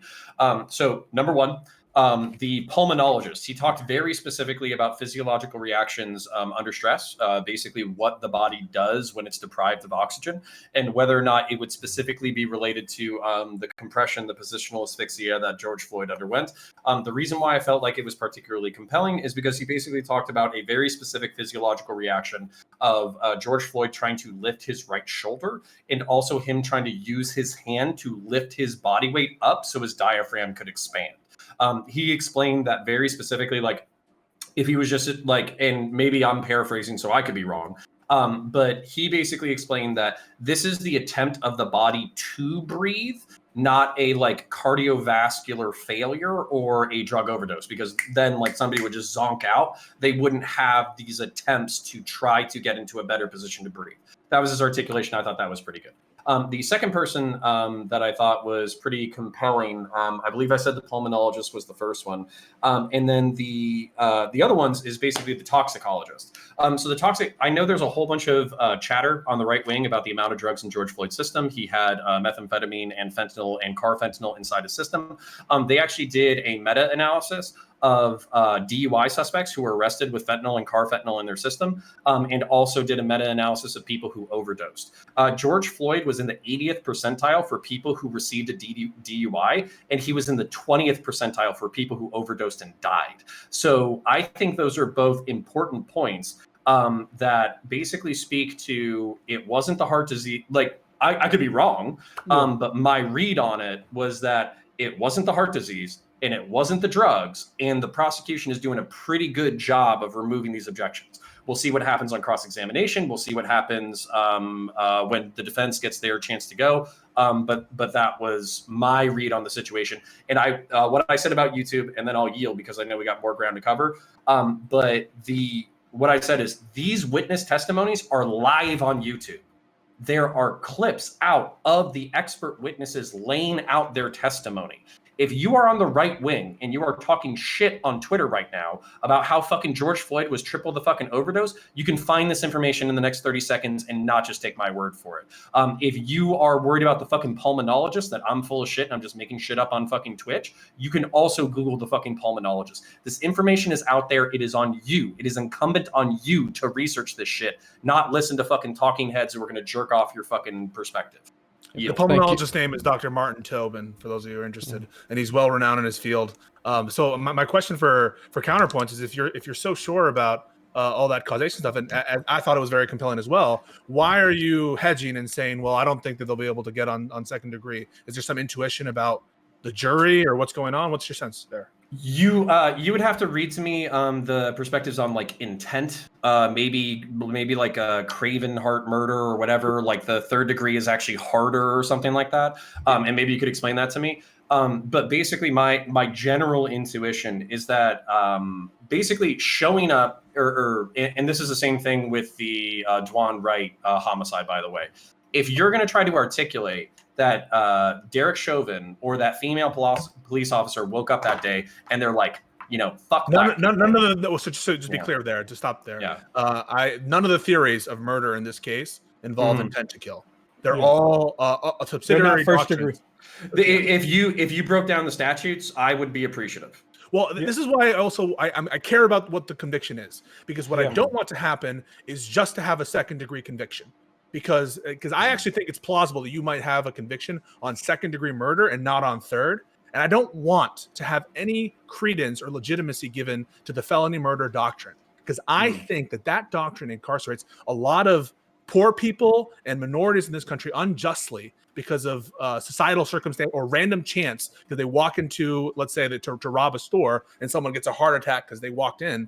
That's murder. That's felony murder. And that's what Chauvin is being charged with. Now, you might say, is this the place to take a stand against felony murder when all these other people have already been incarcerated? I get that. But that's why I really would appreciate, if there's going to be a conviction, that it happened on third degree, because I don't want it to just be on second degree. And in other words, validate this, I think, unjustifiable doctrine of felony murder.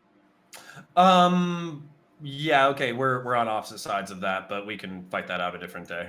So. Let's go to GSU Gambit, then Rose.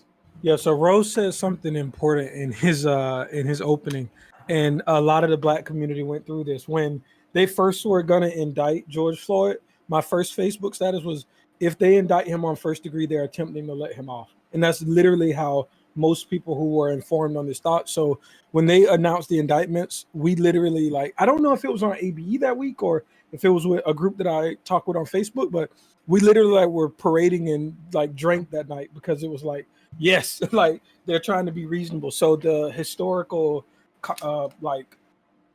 attempting to overcharge is disgusting. So I think that's a way that has been used to let people off. But the other thing is, I just want to say there's two issues, right? There's one that's the optics of this. Like, that was the lady from the Capitol riots that was saying, hey, I'm white, so I'm not going to be arrested, right? Those type of optical things are emboldened when something this egregious, and this touches on what Pisco was saying, like the egregiosity of this murder is important because it lends itself to like how we optically view things. So I think the optics of it is super important, and that's why I want him to be charged. Also, next, like everybody else is saying, the policy that hopefully comes afterwards to make these type of prosecutions easier.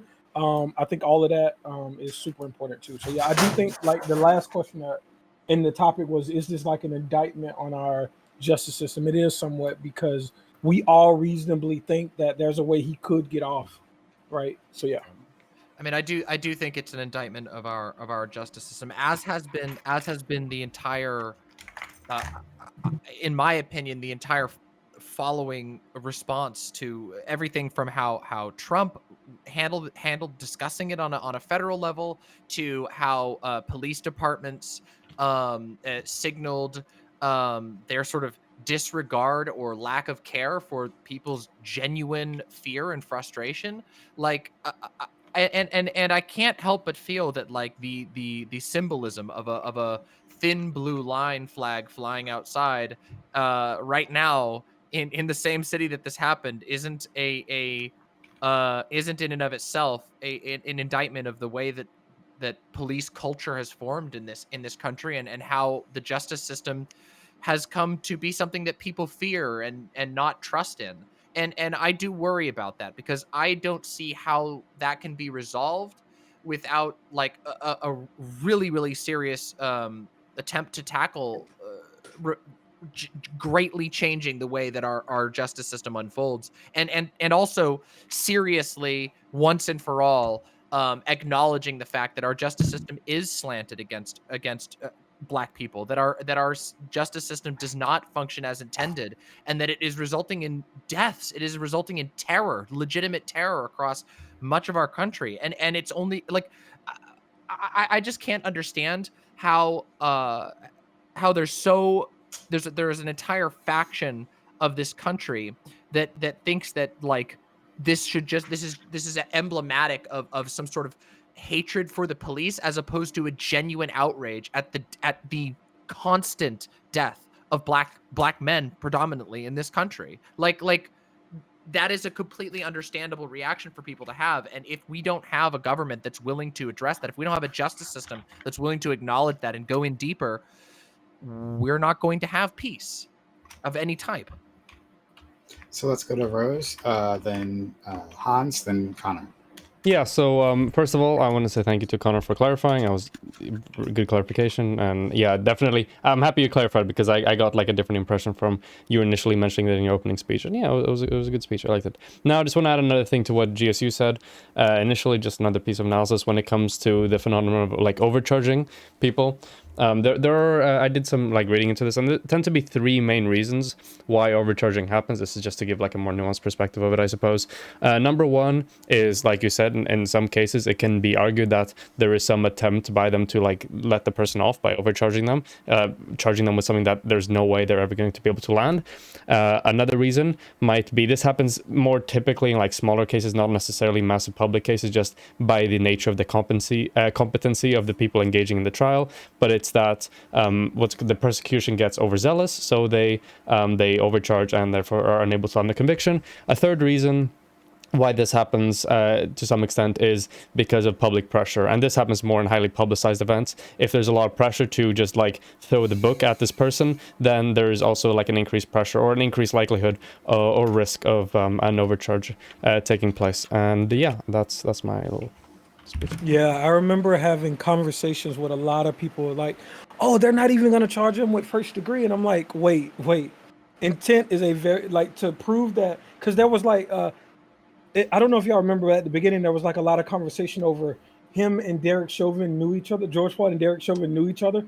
So that's why a lot of people were saying, oh, look, it's intent. Like he even knew the guy. And I was like, even if he does know him and all of this stuff, I still don't want them to go after intent, because I think that just sets the bar too high. So yeah, everything you just said is spot on. I do think we do put a lot of pressure because these are highly publicized events, and we want to see somebody in jail for like 90 years. But yeah, I do think being overzealous is definitely an issue as well. Yeah. Keep in mind they're charging for all three of these crimes. Exactly. Yeah, they that's can find smart. convictions on all three and all these different theories. I'm saying I like that indictment process versus like, let's just try to get them on first degree. Right, and the only intent that's necessary in this case is for the qualifying felony under felony murder, which is intent to assault. And Yes. and then that to me is much more simple to prove under a doctrine of felony murder For sure. than this reckless, depraved heart murder 3, which is why I told Connor points that I think murder 2 is actually, as a legal matter, more plausible. Yeah. Let's go to Hans. Oh no, let's go to Hans as we're waiting.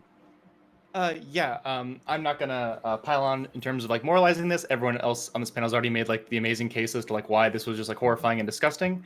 I would say, looking forward, things that I would like to see like past this is legitimate legislative or executive action.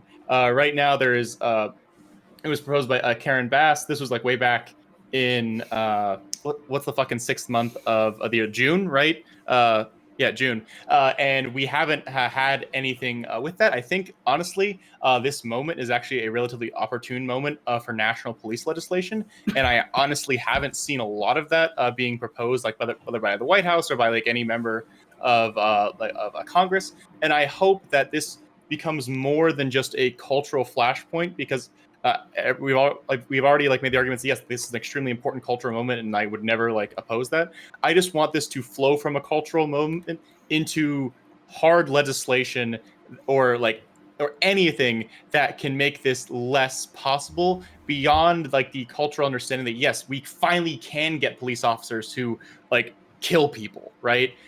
I want more than just like the but small like knowing that yes, we got one and like it's possible. I want it to like make sure that we can't do this again. And so like just two quick questions and then I'll throw it away. The questions like specifically for counterpoints.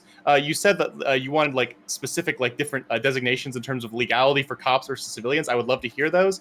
And then for Demon Mama, you said earlier that like we can't just reform, we have to like completely fix, but then you also like talked about like not defunding. So I would love to hear both of your like suggestions like on this specifically in terms of like what you would want to see like legislatively put together. I just want to let you know though, Hans, there is a HR 7120, which is the George Floyd right. Act. That's the one that I talked about. Like it got introduced in like last year in June, right? And has it been acted on, or is it still like? No, but that's something that we want to be acted on. But yeah, we'll talk about it.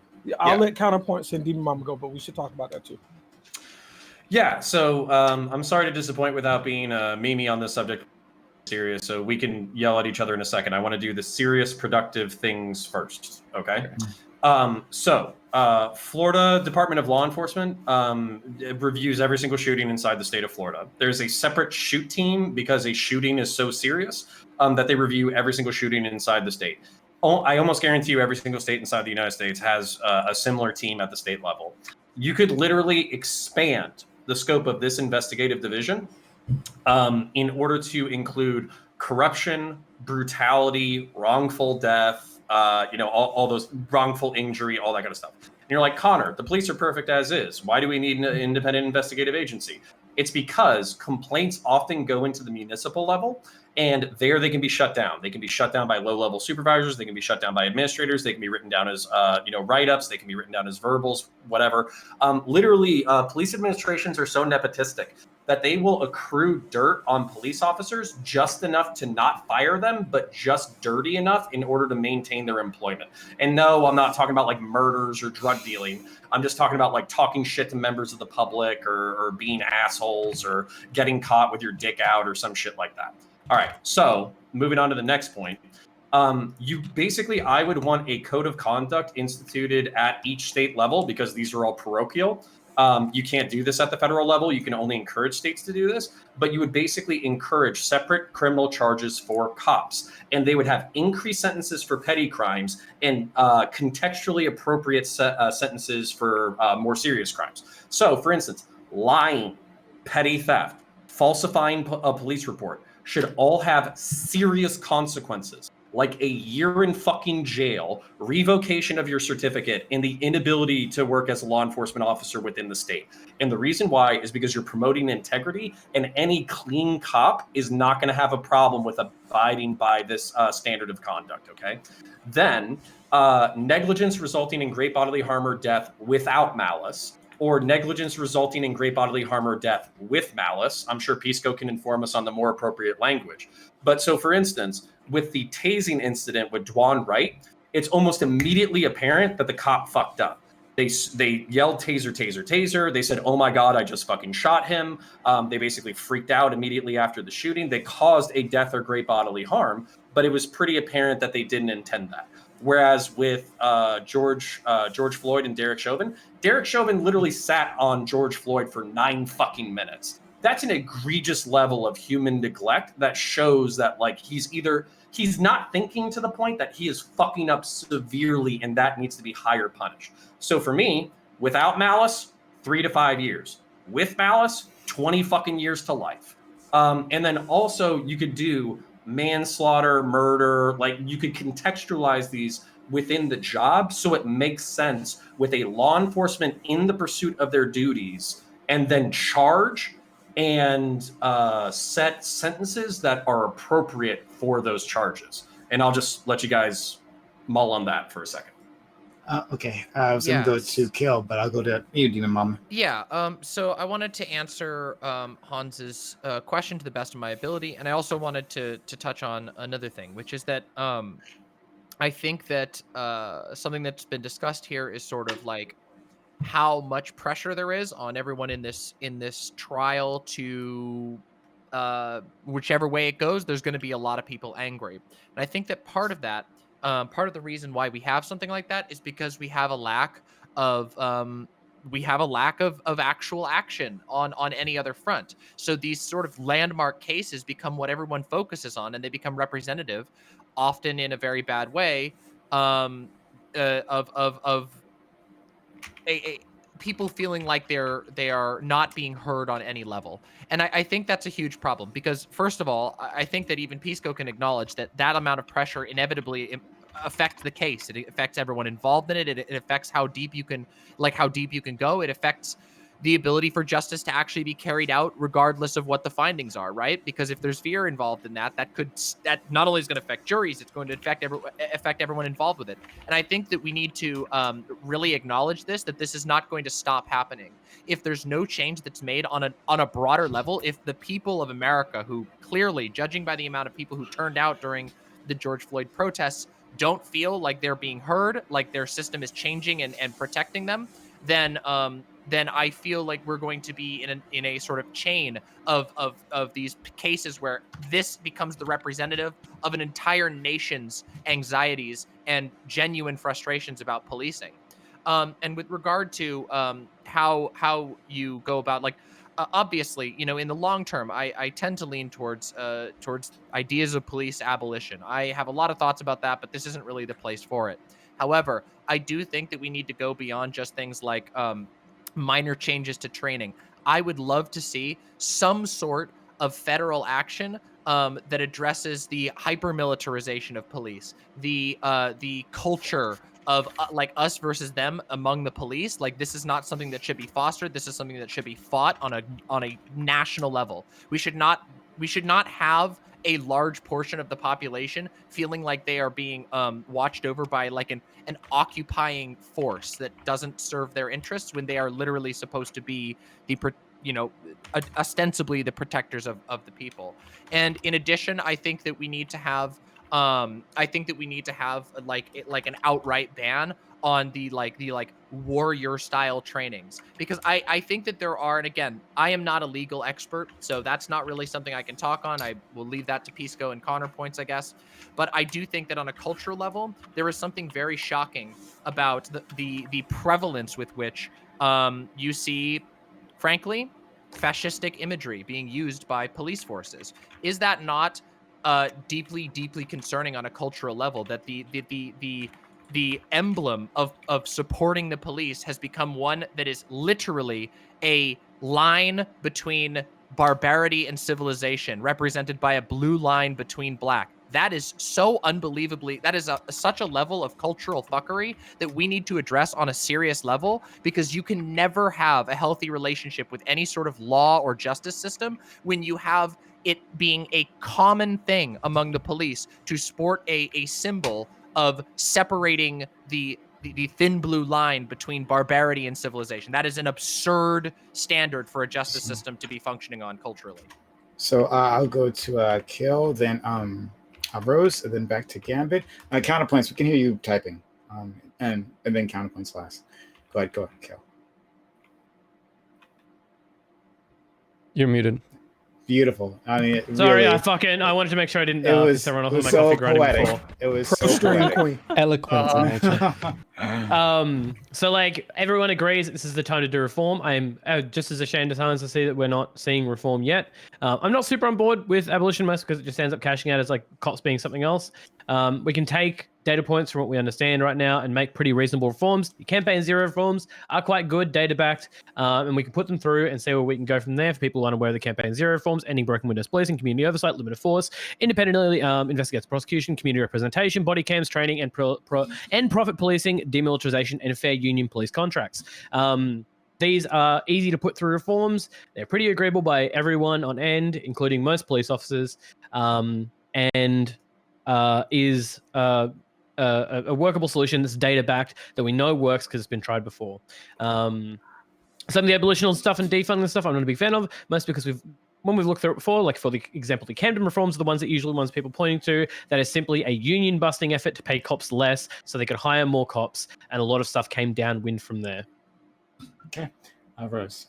Yeah, so on top of the excellent suggestions already given by a lot of the other members of the panel when it comes to specific reforms to the criminal justice system or policing as an institution or that type of thing itself, I think another thing that needs to be talked about more from the angle of like criminal activity and crime prevention has to do with like just general preventative measures for criminal behavior. Stuff like, for example, like the best way to decrease the crime rate is just to increase like quality of life, increase standards of living, decrease economic inequality, and do all these things. That's one of the angles that is talked about relatively little when it comes to economic policy and stuff like that. Talking about the effect it has on people's proclivity towards conducting or engaging in criminal behaviors is an angle that should definitely be talked about more. And on top of that is a politically efficacious angle to talk about now, especially given the current socio-political situation in the United States of America today. So yeah, talking about general economic policies as well through the frame of crime prevention is definitely something that needs to be done more, and is an argument and an angle and a framing that is super beneficial and is useful. Okay, Kayla, go back to muting yourself, and counterpoints, start muting yourself. Okay, let's go to Hans. I'm not entirely certain I had my hand up, but I can say Oh, I something. thought it was Gambit. So no, it was Gambit. No, sorry, that's my fault. That was my fault. You gave me the speaking stick. No. It was Gambit. Give it back. I mean, hold on. Give it back. Post hoc. Like it was my fault. It was my fault. No. It's Gambit. So But yeah, we'll get you later. Yeah. So one thing that I just want to let people know that's out here, and it's the George Floyd Act that I was talking about last time. So I posted the link in chat. So this has a incredible amount of the things that we fight for. Just to list it out for the people that are listening. It lowers criminal intent standard from willful to knowing or reckless. It limits qualified immunity in some ways. It authorizes the Justice Department to subpoena for investigations in police departments that have a pattern of bad practice. It establishes a framework for dealing with racial profiling. It creates a national registry for police misconduct. So a lot of the things that we all fight for is actually in a bill that's been passed through the House, only needs to be approved by the Senate. So I know like there's a lot of broad claims like, hey, we should abolish the police. I completely disagree with those. But if you are someone who wants that, you can still fight for this first. So we should all join forces and we should try to get this bill passed because it's something that's actually in Congress. Your abolish the police thing, unfortunately and fortunately, is not in Congress. So this is something that we could push the Biden administration to pass. And this is something that I think all of us collectively agree that these things are good. So these are things that you should be writing your senator about. And these are things that we should be fighting for. You can later fight for abolishing the police, but let's get this thing that's actually real and actually has like content and is not an asset thing. But this is what we should be fighting for sure. I just want to bolster real quick something that explain the pathway that Gambit was talking about for qualified immunity. So typically qualified immunity deals with like civil damages in civil court and not necessarily in the criminal context. But the logic of it is if we dissuade, this will disincentivize police officers from doing horrible things because they'll know they're on the hook for money damages. You know, you can debate to what extent those deterrent effects exist. I would think that police officers are more likely to be deterred than just the general population. So that's how I can square my animosity towards felony murder, but still be okay with limiting some forms of qualified immunity, because qualified immunity is quite strong in this country. Yes. And so that's the pathway, the logical pathway for why, even though qualified immunity is typically for civil suits, it could curb some kind of bad police activity from cops in the criminal context. For sure. Okay, go ahead, Connor, and then we'll go to Hans. Sorry, when you mute me, I need a second to catch up. All right, so this is where I'm gonna do the olive branchy thing, and then I'm gonna give you guys plenty of stuff to yell at. So I would like to take all of the goodwill of the past, like, I don't know, hour, 90 minutes or whatever. Let's just like save that for later. And now we can just pretend that I'm a douche and a terrible person and we can take it from there. All right. All right. So with the constant death of black men. Okay. So I understand, as it was earlier stated, that basically systemic racism or systemic problems within the United States is not explicitly or specifically just homicide. But if we're looking at just homicide, basically it's not even a fucking comparison what law enforcement does on an annual basis versus what is just happening inside the Black community.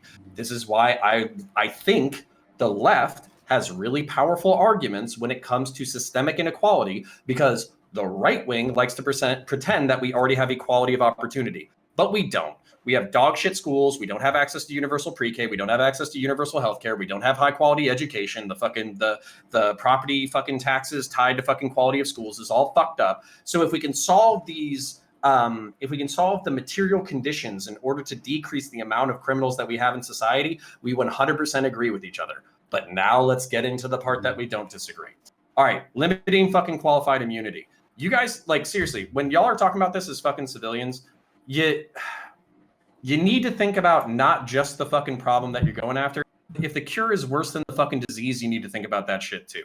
So if cops stop doing their fucking jobs, get the blue flu because they're fucking worried about it, or are leaving in fucking record numbers as they already are, and we're seeing upticks in fucking numbers, you need to basically fine tune qualified fucking immunity so you don't encourage good cops from actually doing the jobs that they're asked to do.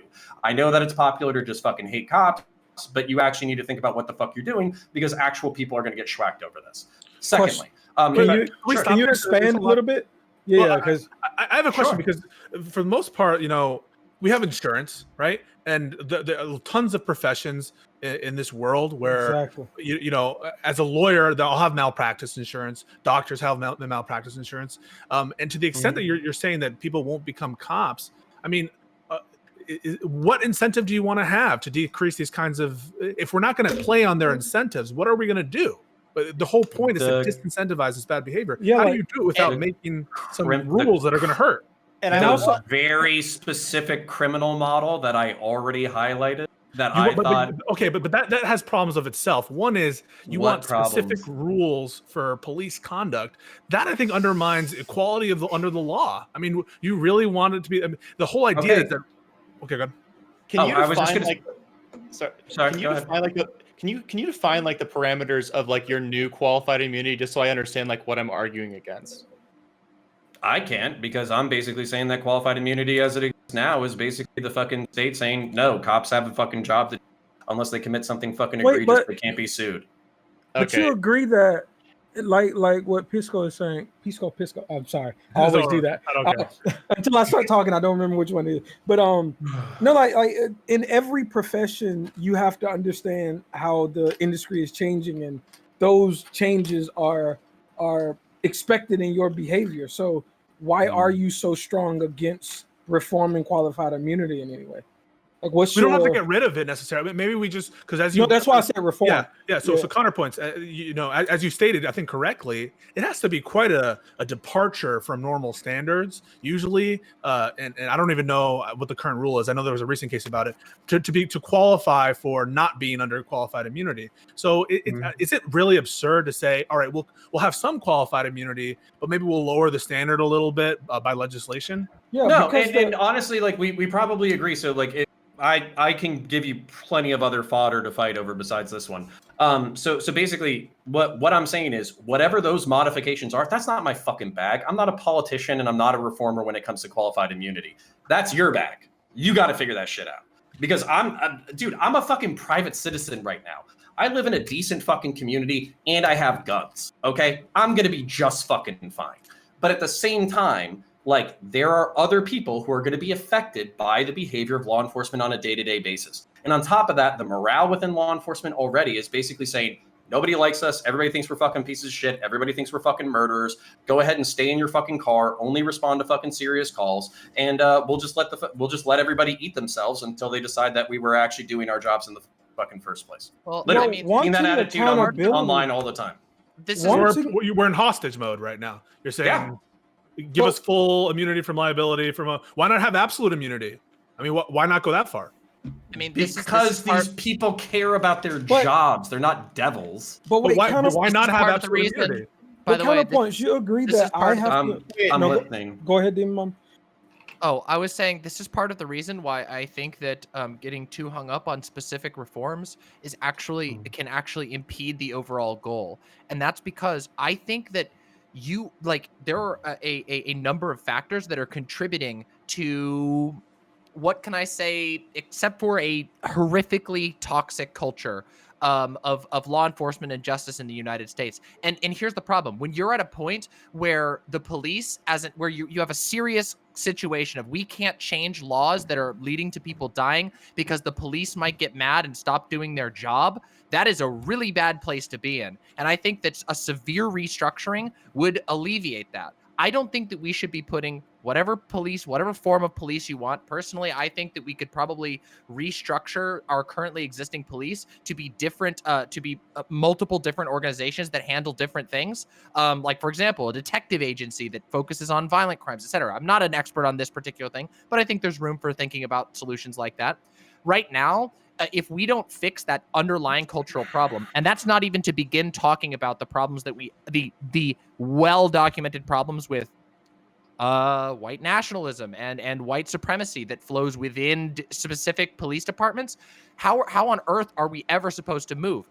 Pisco's right in saying it's a hostage situation, and the way that we fix the hostage situation is by saying, "Holy shit, the American justice system is so broken right now that we can't even reform it without making without the police going on a riot and stopping doing what little they already do and killing a bunch of people." I mean, last summer was, I personally believe, and people can disagree with me on this, but I think last summer was the perfect example of a police riot. They felt emboldened by Trump. They felt like they could get away with all kinds of things. On my coast, there were cities that were blanketed in tear gas and are now being blanketed no longer in just CS gas, but HC gas, which is, it's really harmful. Like, this is ridiculous. We're getting to the point where it feels like there's a war between the citizenry and whoever's in charge and the police. The police have become an unaccountable agency. And I think that requires some point along our government to say, holy shit, whether it's the Justice Department says we need to do a serious reform, whether you have a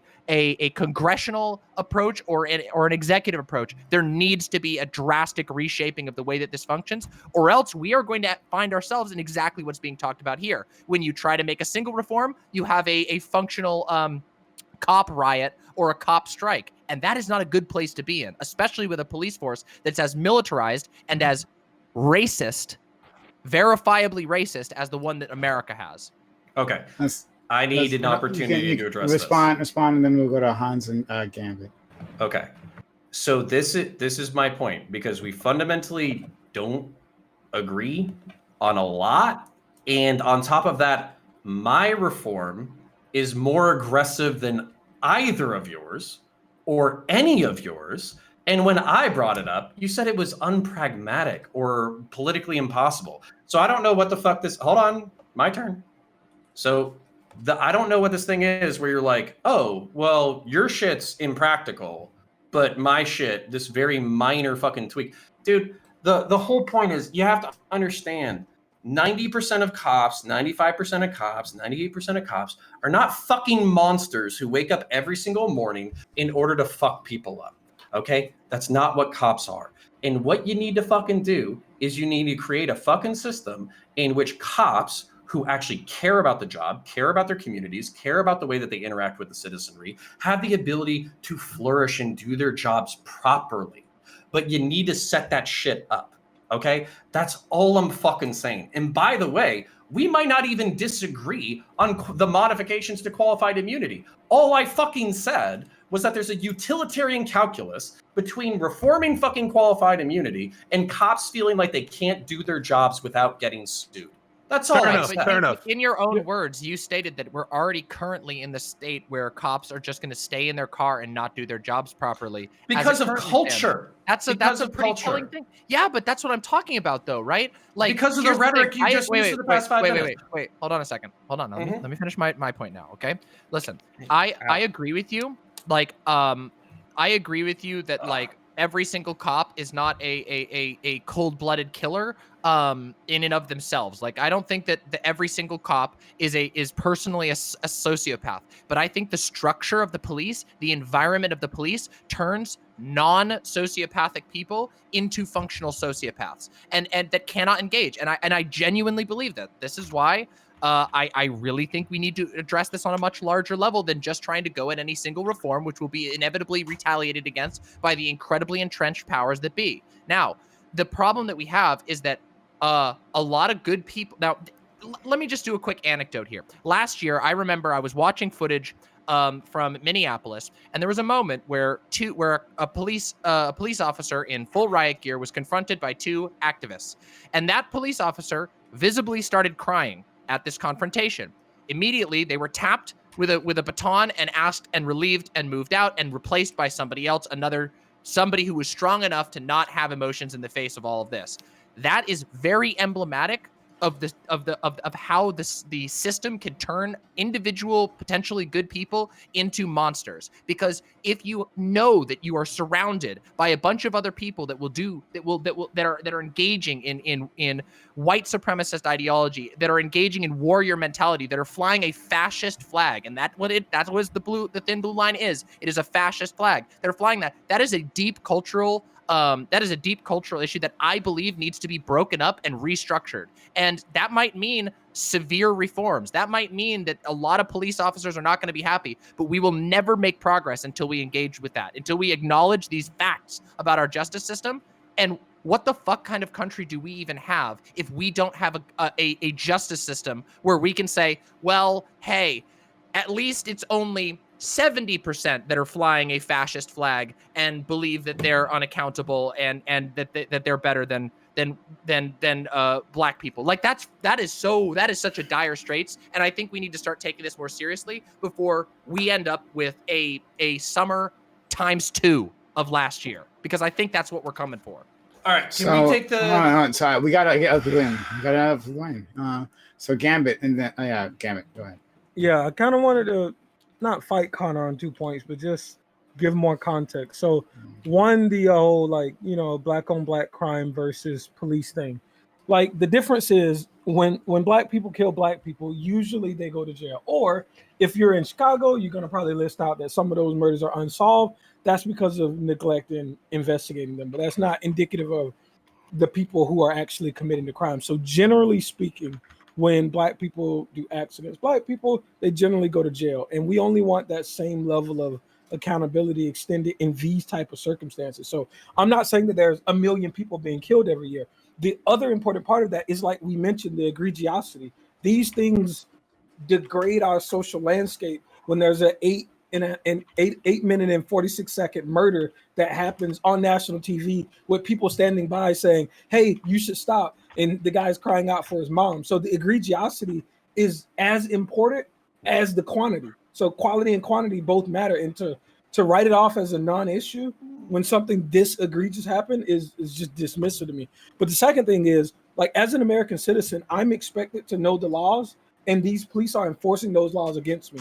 So the idea that the police don't also have to have the same level of knowledge on the laws that they're enforcing is a ridiculous, I can't think of the word I want to use right now. Notion. But yeah, it's ridiculous. Yeah, it's double standard. Like, it's ridiculous. So that's how I would try to respond to the 2 points that you laid out. Could you real quick respond to Connor Points' utilitarian argument that it's some double standards in his mind would be justified because they produce good outcomes. So here he's saying that having some qualified immunity, it's a balance you have to strike because you want to incentivize police officers properly. Do you have a response to that kind of argument? I think if there's a framework where we extend that to the American public as well, potentially, depending on what that looks like, but only extending it to cops and say, hey, cops, you don't have to know the laws, but the people you're enforcing it on have to know them intimately, it's disgusting to me. So I can't agree with that at face value, for sure. Okay, Prime, I can fucking wait, but I can also go ham on 8 different fucking points that people have already presented me with. So what do you want me to do? So wait a minute, Hans, keep it short. We don't have much time, so I mean it, Hans. Keep it short. I will. I promise. I promise. So specifically, for the realm of this debate, in terms of what we want to see a community, a qualified immunity turn into, I'm gonna speed read this specific section, it's really short, of the bill about what they're gonna change qualified immunity into. So it shall not be a defense or immunity of any action against a local law enforcement officer or any action under any source against a federal investigative or law enforcement officer that, one, the defendant was acting in good faith, that the defendant believed reasonably otherwise that his or her conduct was lawful at the time the conduct was committed, or that the rights, privileges, or immunities secured by the Constitution and laws were not clearly established at the time of their deprivation by the defendant, and that at such time the state of the law was otherwise such that the defendant was not could not reasonably have expected to know whether his or her conduct was unlawful. So again, this is essentially saying that yes, if you're going to like practice and be like a police officer, you have to know the law better because like it is your job to enforce the law. I think that is a reasonable thing to say that, hey, you must very, very well have like a strong knowledge of that law. Like, you know, like a Pisco, like, you know, is going to school like to like practice law. You should probably also have to go to school to enforce law. You should probably at least be like aware, like on a greater scale than an individual person, beyond saying like, oh, like killing people bad and jaywalking like is bad. So like, do you have any specific problem with that? And specifically for Demon Mama, I love wonky stuff. I love like disagreeing on like specific conversations because like it seems like everyone on this panel wants police reform. But, like, how do we get there and what do we think is like the best route? I think is like that's where the conversations get nitty gritty and like that's where like the wonk in me is just like, fucking yes, this is exactly what I like. Like. So counterpoints. Well, how about this? Because I literally have like, why don't we just go to it's 10:28, right? So why don't we just go to closing? I'll go to second to last, and then I'll just rant my fucking eyeballs off and fucking we pop don't a have to blood bother vessel. closing. It's gonna take too long, and we gotta get to the next one. So if you want to say something, say it. All right, fuck it. You're getting it now. All right. So I didn't bring up black and black crime to say fucking like we should only worry about fucking homicides or You're breaking whatever. up a little bit. Yeah. God damn it, fucking Chinese internet. What about now? What about now? You're good. Go ahead. Okay. All right. So I didn't bring up black on black crime in order to fucking say that like police homicides don't matter. I solutions about systemic fucking racism is a fucking good thing that we basically need to solve schools, education, healthcare, infrastructure, all that kind of stuff in order to reduce homicides overall in the general fucking population. And that's something that you could sell conservatives to. Can you still hear me? Yeah. Yes, we can now. All right. You came back. All right. Police knowledge of laws. Okay, I know there's plenty of dumb fuck cops, but you also pay a lot of dumb fuck cops like 37 grand a year. You get what you fucking pay for. On top of that, fucking civic education. I think that there should be civic education. I think in high schools, we should teach kids how to fucking do traffic stops safely. We should teach them fucking basic laws that they might be fucking violating, like simple battery, trespassing, burglary, theft, all that kind of stuff. Also, they can be better informed. I would also think that it would be nice if they were fucking educated on their rights, when they have the right to remain silent, when they have to talk to police, when they can call their lawyer, all that kind of shit. Because in general, I am in general more pro a fucking civically educated concept. So finally, federal action on militarization of police. I'm pretty sure Pisco fucking hold on, that's a bad word. Pisco destroyed rhetorically CTV along the lines that you have to address problems at their root. So municipalities, counties, states, all that kind of stuff. Whenever you're talking about law reform, you can't just go to the federal government and then say, hey, we're just going to force top down, just like force everybody to do the thing that we want them to do. There's actually basically you have to do this at the states. So the feds can promote a model, but they can't force all of the states to adopt a single level of policing all simultaneously. So my suggestion, hold on, I'm not done. So I would tie my reform, which I still think is very reasonable and haven't heard any objections to. I would tie it to federal funding. I would tie it to grants. I would tie it to the programs that give you body armor, armored vehicles, old rifles, all that kind of shit. Finally, fascistic imagery. You and I have a completely different understanding of what the thin blue line is. The thin blue line is not a fucking statement about, oh, look at all these uncivilized fucking, savage fucks. It's about the number of people who are involved in the profession. There is literally an entire populace. Do you know how many cops Demon Mama, I understand you're about to die from an aneurysm. And because that's ridiculous. That's just, okay, well, so wrong. We can do it after. So last point, and then I'll shut up, okay? So in a city of 15,000 people, there were 5 police officers. It was 5 of us holding it down. We dealt with homicides, child abuse, people being burned with cigarettes, people being tortured, dogs getting fucking murdered, dog fighting rings, cocaine, fucking murders. I had somebody murdered. Doing it right now. You're doing it doing right what? now. You're doing the what? thing right now. You are doing it was just us 5 standing between barbarity and civilization. You are literally. Okay, so, no. All right, Prime, I need this. What do you call dog fighting? Do you call dog fighting civilized? What? What does that have to do with You just said, anything? okay, you just said, no. You're You just demonstrating said- hold perfectly on. what I'm talking about right now. Okay, yeah, let me ask you the question. Do you think dogfighting, okay, you said that there was She's five not of saying us. that. She's not We talking were about the statistically underlying minority. conduct. She's referencing a way of phrasing and a way of characterizing the relationship between the society and police in general. And that We, doesn't- the upright, Do- we five That's what she's warriors characterizing. stood between madness and civilization. It was only us with our guns and our strong muscles and our tight cropped haircuts and our uniforms. Please look up at us as the gods among men. These great Ubermensch that save the petty weak sheep from those wolves that are out there. You're doing it right now. She's not Okay. defending dogfighting as civilized. I just want to clear. Okay. Yeah, obviously All right. there are problematic behaviors, but like Problematic yes, behavior. yes, crimes, Putting all kinds of cigarettes things. on Yeah. your kids is problematic. You're doing it right now. You're literally Yes, engaging in I'm doing propaganda it right now. Okay. Oh my God. Is it propaganda? Yes, it is There's propaganda. 5 Right now people you're in a doing city. Okay. If there's 5 people. How in a can city- you say there's something wrong with me let- seeing let- myself as an Ubermensch because somebody did something bad I once? never Let claimed. him get it out. Go ahead. Holy shit, Demon Mama. Calm. So okay, the thing that you just described is okay. I'm not saying I'm an Ubermensch. Look at this. Hans has better muscles than I do. I mean, if okay? we are talking I about haven't- Ubermensch, like, what's I up, haven't- bitches? Like, I haven't I am lifted- fucking beautiful. Like, Okay. I haven't lifted weights since 2012, okay? I'm not claiming to be an Ubermensch, all right? And then on top of that, I think I've admitted multiple times on multiple panels that I'm a fucking asshole. And I have all sorts of fucking problems, okay? I am not claiming to be an Ubermensch.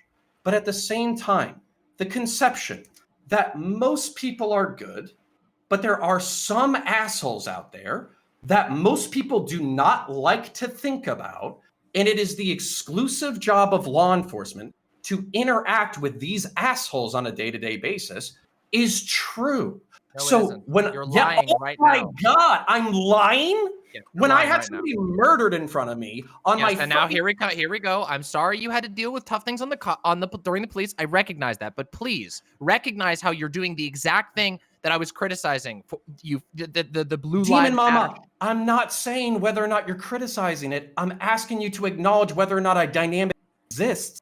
No, you're doing it right now. You're saying, "Oh, I don't think I'm an Ubermensch, but anybody who takes on the badge is responsible for making sure that civilization stays together." No, there are nurses, there are individual bystanders, there's all kinds of people that deal with these problems. And additionally, And do you think I I'm not minimize done. the We contributions know. of nurses? Wait a second. We know that you don't have to wax lyrical about how society's inherent degeneration and the criminal gene, or whatever you want to talk about, because in reality, we know that the reasons for crimes are most predominantly sociological in nature, not because of some humans are just bad and you sheep, you non-cops wouldn't understand it. You wouldn't understand what it's like to be blue. And it's like, come on. Like, what are you're doing the thing that I was just criticizing. The fact of the matter is that police shouldn't see themselves as some like isolated vigilante warriors who are standing between the sheep and the dangerous people. And instead we should recognize that there are sociological problems that lead to crime. And perhaps some form of law enforcement has a piece in being a part of that. But it's this weird isolationist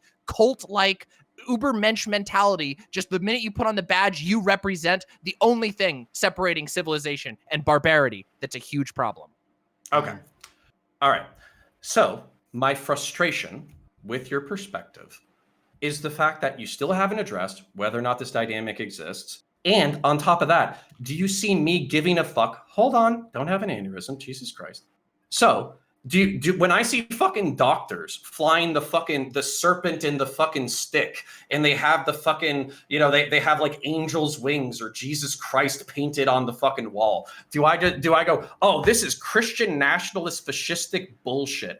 When Grey's Anatomy makes TV shows about fucking surgery, and it's all about how surgeons are like, sexy sociopaths who make hundreds of thousands of dollars and all that kind of shit, do you see me fucking vilifying or calling them pieces of shit shit for fucking being surgeons? Or do I deny, hey, pussy, you picked the job of being a surgeon. You're not special, you dumb fuck. Like, no, you don't see me criticizing any of that fucking shit because I acknowledge that surgery is probably difficult. Having people die in front of you is probably difficult. The dynamics and the challenges of the job are unique and they are special and they are interesting. That's why whenever you turn on a fucking television show, there's 3 fucking kinds of dramas: police, medical, and law. It's because it's interesting, it's unique, it's fucked up, it's weird. So yes, excuse me, I'm not saying I'm the best. I'm not even saying that cops are the best. Guess what? 70% of them are the best people you've ever fucking met. 30% of them are complete pieces of shit, probably just like lawyers and doctors. It's not unique, but at the same time, the circumstances are unique. And on top of that, I've already conceded multiple things in this argument. Number one, I said, I have a police reform model. Can you please criticize it? Nobody's fucking addressed it. Number two, I said, Rose wrist. You have a whole bunch of systemic fucking goddamn diagnoses of how we can improve society. I agree with all of these. That way we can solve the sociological factors that are involved in this fucking thing. But finally, guess what? There are rich people who commit murder. There are rich people who commit domestic violence. There are fucking rich people who do terrorism and child abuse. And there will still need to be law enforcement, and law enforcement officers will still be dealing with fucked up shit. And you know what? It's going to be a fucking sick ass profession into the fucking future. I am interested in reform. I am interested in solving systemic fucking conditions, but your vilification and hyperbole about what law enforcement is frustrating to me on an individual level. And then you tied an onion to your belt because that was the custom in the time.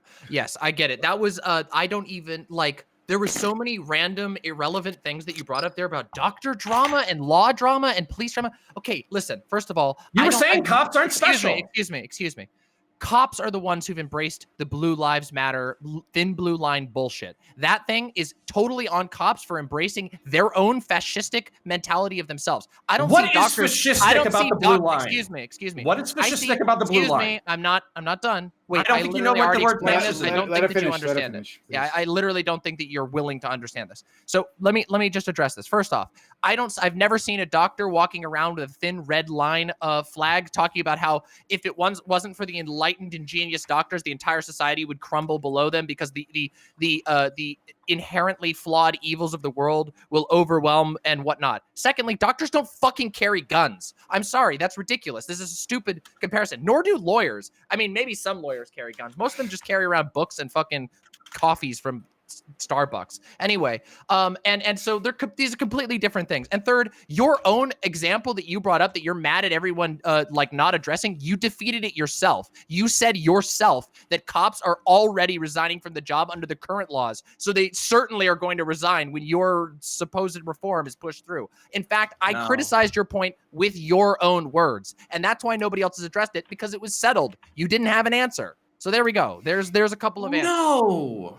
Oh my God. Okay. All right. Let's go here because no. Sorry. Don't worry. You'll get So no comment. I'll let you finish. Rose, don't worry. And sorry, we can move on if we fucking need to. Okay. Number one, the thin red line. That's firefighters. Are they fascistic because they fly the thin red line flag? Are they fucking fascist? As a matter of fact, let's go ahead and I have like. Wait. Can I address that? Wait. Can I answer that? No. Hold on. I want to address that right now. You asked the question. I don't want you to gish gallop. Sure, Let me answer that one right now. I can answer that one right now. Real quick, just in the internal imagery of the thin red line, what are firefighters standing between? And the general populace. Fire and people, right? Not people, not dark, barbaric criminals and other good people. There's a huge difference in imagery. And secondly, I've never seen or met a thin red liner who's legitimate about it. It's more of like a nod and a joke that firefighters are sexier and more interesting than police officers because they don't go around blasting people. All right. Oh, man, number one, we disagree on what's sexy. Number two, this is define fascism. Wait, you want me to define fascism? Yeah, sure, fascism I would love is a highly authoritarian, ultra-nationalistic approach towards governance that often involves consolidating state power under a ethnic, racial, or potentially national majority that is perceived as better or more deserving of leadership than others. Very simple. And that is, by very definition, what taking a arm of the state and saying that it is only us, we, the strong few who dare to stand up between criminals and the good people, that makes that mentality. That is a fascistic mentality. The thin blue line is a fascistic symbology, and it always will be. And that's the problem. When you portray yourself as the brave warriors who are standing between the good people and the bad people, not which even in that, it's like, wait a minute. You're just saying off the gate that all criminals are inherently bad people. Not that it's like there's no circumstance, there's sociological analysis. It's ridiculous. It's a fascistic worldview. Just own it. Okay. Do you think that warriorhood The CCP got you again. any value Yeah, has any value at all? CCP attacks him a lot. Okay. Hello? Try it one more time. Yeah, no, now we Hello? got you. So then, yeah, go ahead. Okay. Go ahead now. Okay. Do you put any value in the concept of like warriorhood or security forces in general? I think it depends on the context. If you're actually doing a good job protecting somebody from something else, like, I don't know, like, I mean, I think the thin red line thing is pretty cool. I think it's pretty cool to defend people from fires. Like, I think that's pretty pog. Okay, I don't and know. is I the- just, is I the just find it black- really weird to be like, oh, those dirty people out there, those dirty criminals that are represented on the flag by the color black. That, yeah, you know, that's like a pretty fucked up bit of imagery there, isn't it? Yeah, I think All that right, certain hold types on, of warrior mentality can be hold on, fine. hold on. I'm a fighter. I'm a demon. Okay. But All I right. don't Okay. fucking- Sorry. I hope this is at least good memes for everybody. Anyways, so Don't worry, okay. Rose. I'll get you, Rose. It Don't worry. is. Okay. All right. So let's follow up on the fucking memes. Okay. The thin red light or thin CCP's So getting what's the is the black representative of all the black people that firefighters are just going to allow to die? Is the white representative of the purity of white skin?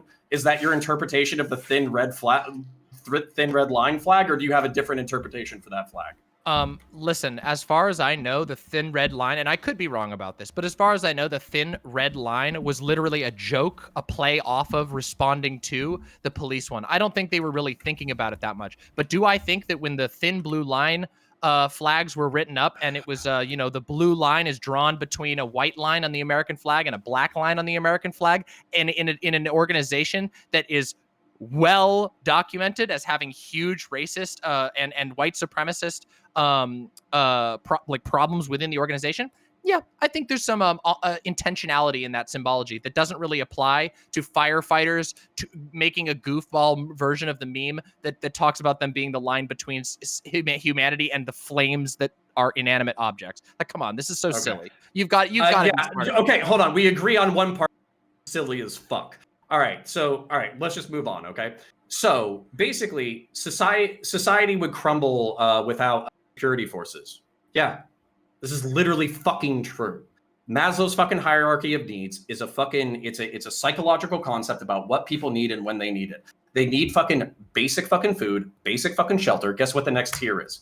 Physical fucking security. So after that comes social shit. After that comes fucking the ego. After that comes self-actualization. So basically, yes, it's the second fucking tier. We're almost as important as Tiberius D and his family that actually grow family. When you say we, do you mean when you say we, do you mean your fellow Ubermensch in blue? When you said we there, or was that just yes? That's what I mean. All right, finally. Okay. All right, so next point. All right, this will be my last one, and then we can move. All right, so doctors don't carry guns. Yeah, you're right. They carry fucking scalpels and medicine. Do you know how many people they kill every year due to? Are you for real? You can't be real right now. Yes, This is a dishonest comparison. Finally, This is such a stupid thing. Okay, finally. Oh no, because you're comparing about how they're not as cool as The we CCP are. Okay. is cutting you off. Hold on. Just All right, so hold far. on. The only potential about now? comparison is that black people Yeah, are also you're discriminated good. against in the medical system. Okay, hold on. Finish your point, and okay. then I'm going to go straight to Rosewitz. He's next to talk. Okay? Last point. Lawyers don't carry guns. Yeah, they just legislate the power in our society. They just send people to fucking war. They just jail people. They just create Lawyers? the power systems and the fucking structures that we deal. Are you seriously going to tell me that all of fucking politicians, 90% of them don't have Juris Doctorates? Are you serious right now? So because politicians Connor, have I'm had a sorry. previous career. This is so silly. Like Okay, hold you're on. Sorry. No. Okay. Wait, finish your point, and then I want Final Rose, point. and then I'm going to get Pisco, and then all right. My point was that you made them sound like a bunch of useless institutions. I have no idea what the fuck that point was. All right, finally, my police reform. The whole fucking point with my police reform is it would be accepted by good cops. Most cops don't want to lie. Most cops don't want to steal. Most cops don't want to falsify police reports. Most cops, if they fucked up and they killed somebody, they might not want to go to jail, but they might understand the reasons why they would have to if they were fucking culpable or negligent for it. So the fact that like there would be infinitely less objections rather than let's remove your civil protection so we can sue the fuck out of you every time you fuck up. Yeah. I just think the historical record would disagree. Hold on. And God damn it. All right, look. Fuck. All right, you said something. I wasn't going to say anything, but now you said something that, like, would most cops actually, like, turn in their friends if they were watching them commit brutality against other people? I mean, like, we've seen them not. This guy says that cops are so easily dissuaded from saving people, and now he wants to impose limitless criminal their own statutory code of criminality. Aren't you scared that they're going to just keep us hostage and no one's going to go into policing? Why aren't the incentives that you talked about in qualified immunity at play in your separate criminal code that lowers standards? Yeah, that's why. Okay, yeah. so can I answer both of these questions? You'll answer 3. You'll go write them down. Go ahead, Rose. Okay, first of all, Connor, I don't know why the fuck you called me out there, because I very carefully prefaced my talking about the sociological things with saying, on top of the very excellent suggestions that have come from the panel when it comes to criminal justice reform, on top of that, I don't think I've ever once advocated for police abolition, much less in the short term. The most you could ever extrapolate from anything I've ever said on that is that to some extent the responsibilities from police should be curtailed and given to other public institutions, but that's not by any means deleting security or police by anything. So I don't know why the fuck you called me out there. Second point, when it comes because to we agree. I said we agree. I didn't say we I thought disagree. okay, my bad. I heard my name yelled out in an angry voice, and I woke up and I was like, oh shit, it's fucking time. I'm ready. Now I'm gonna try to be an enlightened centrist here in between Demon Mom and Connor points. By that I mean I'm gonna try to I guess steel man both positions. Okay, so thin blue line. Okay, there's two sort of like key things between there that I think that Connor is like much more interpreting one aspect of it. Demon Mom is interpreting another aspect of it. Connor is still focusing mostly on the thin aspect of the thin blue line. Why is this the case? Well, we as progressives should even be able to agree that, hey, one of our primary arguments for wanting to defund the police, by which we mean allocate responsibilities and funding away from police institutions to other public institutions, is because these police have way too many civil responsibilities, as such are unspecialized and are overworked. That's one of the points that the thin blue line is making, and that is a point that seems relatively true, right? They're spread thin when it comes to all the social and civic responsibilities they're given.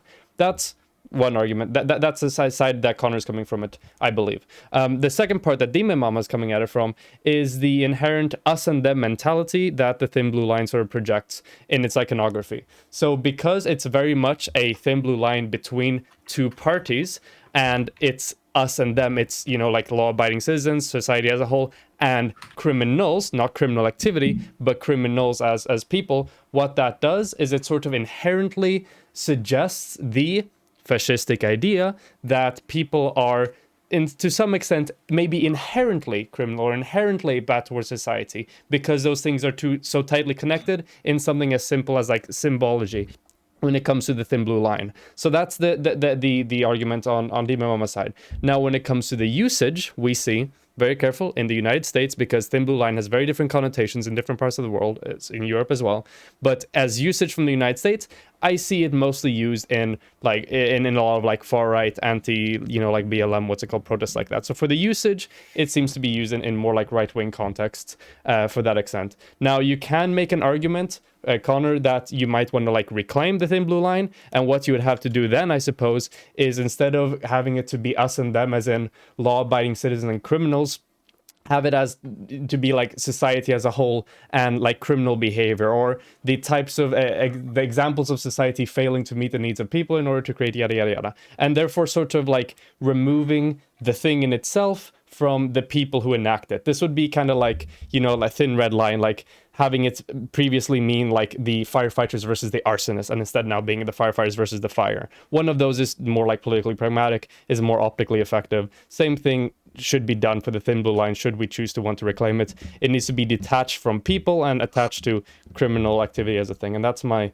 steel man of both of the positions. But it seems almost unrecuperatable in my opinion, because if you're talking about it, the symbology being the thin blue line between X and X, even if you change it between this and this, that doesn't represent the reality. It doesn't. You're talking about like sociological forces. You're talking about a thing that the police don't seem to want to give up. Like, it's not thin anymore if it's no longer just them, and it isn't just them right now, by the way. There's all kinds of other professionals who get involved in making sure that society runs smoothly. This is it is a symbolism that is chosen to give a supremacy to the idea of these people who inhabit that thin blue line that separates the wolves from the sheep. I think that the fascistic symbology in it is almost inseparable from the image itself. Yeah, I don't know how you can get away from that. The strict argument I was making there is this would be the possible case for reclamation, not a case that I would necessarily agree with if I'm politically pragmatic. I was just doing Fair enough. From Prime, I want to address something that counterpoints. Before you do that, I want counterpoints to just what said. Then we'll go straight to you, Pisco. Okay. All right. So why would cops not reject my system? The reason why they wouldn't fucking reject it is because basically clean cops don't give a fuck about anything that I said. They don't give a shit about whether or not you fucking jail lying cops. They don't give a shit about whether or not you jail thieves. They don't give a shit about whether or not you jail fucking. They fucking don't. Any So clean what's your deal cop with qualified immunity? What's your deal with qualified immunity? Because I've been sued. Do you know why I was sued? I don't know why you've been sued. Okay, You're talking about but counterparts. You're talking about incentives dissuading cops from doing policing, and on the one hand, you're saying, we can't allow civil liability. It'll make it so horrible for these cops. Let me explain it because I just don't care at this point. I don't know how I can make it clear. Criminal actions that cops do, most cops don't want to commit criminal actions. However, getting sued is actually incredibly fucking okay, but easy. You're changing what is criminal. If you ever, I'm answering your goddamn question. You're actually not. You're actually not, because what you're doing is you're changing criminal law. I'm getting to it, Pisco. Jesus fucking Christ. All right. So the reason why I was sued, Pisco, was because in lieu of arrest, I wrote down on a piece of paper somebody's court date, and I said, "Hey, fuckstick, you stole shit and I caught you. Here's a court date." And they sued me for emotional distress. Do you think frivolous lawsuits are going to increase the costs of insurance for law enforcement officers? Hold on, Do you think were the you doing the nature I of quote? Were you calling them a fuckstick, or like, I don't know what you just did? it wasn't direct? Well, That wasn't direct. You're implying that if you were sued for that, maybe you did. Like, that was the emotional implication. I didn't. No, but you got to understand that you're telling us you got sued, and we're trying to figure out what the hell you're actually saying. It's like you got. Okay. This is why your test fails, and why your rationality fails, because you're arguing that like more allowing more civil liability that will definitely dissuade cops from acting. But now what you're actually doing is you're making it easier to charge cops for crimes, and you're expanding criminal liability. I think you and I would agree that criminal liability is much more in position than civil liability for some intentional emotional tort. So why, if you're worried about incentives in the civil context, so let me answer this question then. Okay, because basically when I brought up specifically creating statutes around law enforcement, that would be because it contextualizes what's going on in a situation. Does it change the criminal law to make it easier to answer the fucking question? Shut the fuck up. One at a time, please. God please. Damn. Go ahead. All right, so let me answer your fucking question. So specifically, I brought up the killing of Dwan Wright. Okay, I brought that up. That female law enforcement officer who drew her pistol instead of her fucking taser, everybody in this fucking chat and everybody in this fucking panel can go watch the video right now. It is very clear from her verbalizations, from her emotional reaction, that she did not intend to draw her fucking pistol and that she did it by mistake and she killed somebody. Okay? I would legally contextualize that action completely different than Derek Chauvin, who kneeled on somebody's neck for 9 fucking minutes and killed him. But the justice system, because it only has like murder 1, 2, and 3, does not have a legal context in which a law enforcement officer is performing their legally assigned duties and they fuck up and they hurt or kill someone. And you could create a legal framework in which the actions of a law enforcement while attempting to perform their law enforcement duties can result in a criminal action. Involuntary manslaughter. We don't, or else we would have convictions. Pisco. What the fuck have we been talking about for the past 2 hours? Okay. First of all, I have a question I need to be answered. Are you making it easier or less easy to convict cops? I'm making it more easy to convict cops. Okay, so then you're playing on the incentives and why aren't you concerned that you're going to disincentivize police officers from doing what you said about the qualified immunity? Because what you're just telling me is you change the substantive law to make it easier to convict cops. So why aren't the same incentives that you said about qualified immunity? Pisco, because I want cops. I want dirty cops off of the job. I want corrupt cops off of same the for job. qualified immunity. Same thing for qualified immunity. Dude, are you just going to interrupt me 50% of the Yeah, time? please. Answering the question. Okay, Pisco. I want corrupt cops off of the job. I do not want cops to pay $500 a month for your insurance that you're probably going to stop being a lawyer for and start selling. Okay? That's what I want. It doesn't make any sense. And the chat all sees that the whole rationality that Connor Points had behind not having qualified immunity reform was he was scared about incentives. And here, the civil liability, that's a lesser incentive than criminal liability. And Connor Points is not answering. Are you okay? Am I speaking English right now? No, You're not answering Holy anything. Shit. Okay. And everyone can see it. Okay, so let me fucking answer. Wait. Can you actually answer though? Like, what question are you answering? What question are you about to answer right now?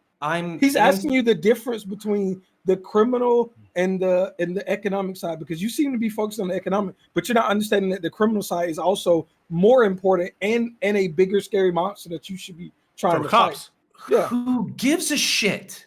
Cops give a shit. Your argument should give a shit. You just said you would make it. Wait, shit. Dirty cops. What the fuck are we talking about? You just said you were going to make it easier to convict cops. Cops will care about that. Cops will fight you on that.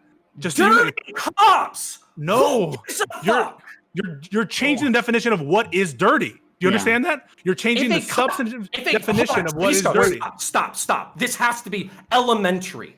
How the fuck would any cop defend any other cop who commits theft while on the job or off the job? You're changing what theft means. You're changing what theft means because you're saying you're changing theft. You're lessering the standard of whatever the substantive criminal law is. Connor Points. You're saying it's going to be easier to convict cops. You're changing what constitutes theft. Wait, can I talk about you want to convict cops for petty theft? What the fuck are you talking about? Can I throw in my olive branch? Is this what you're saying?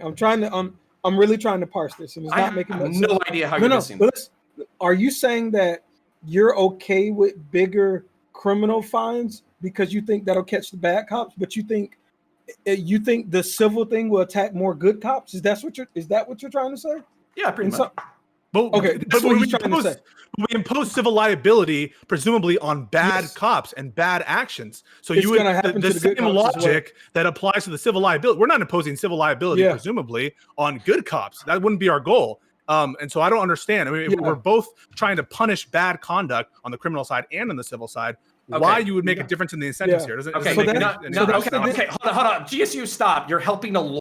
That's your first mistake, okay? Number two, basically what's going on right now, I need to check fucking Pisco's financials again in another fucking debate because it's very clear that he's just trying to create a new he's trying to create a new industry for fucking lawyers so they can sue fucking cops. That's exactly what's fucking going on right now. After this, I'm advocating for lawyers to be given standard issue weaponry and cops to not have it after this. Jesus fucking Christ. Okay, cool. Fucking fine. Pisco can be your fucking guy. He can points. I'm just addressing there's a logic to your argument on qualified immunity, and it doesn't seem that your solution is following that logic, which seem to be very concerned on the one hand about imposing civil liability and dissuading good cops, but on the other hand, you're willing to extend criminal liability. I've heard you say the same thing but you're not 3 times, and I've tried to answer the question 3 fucking times.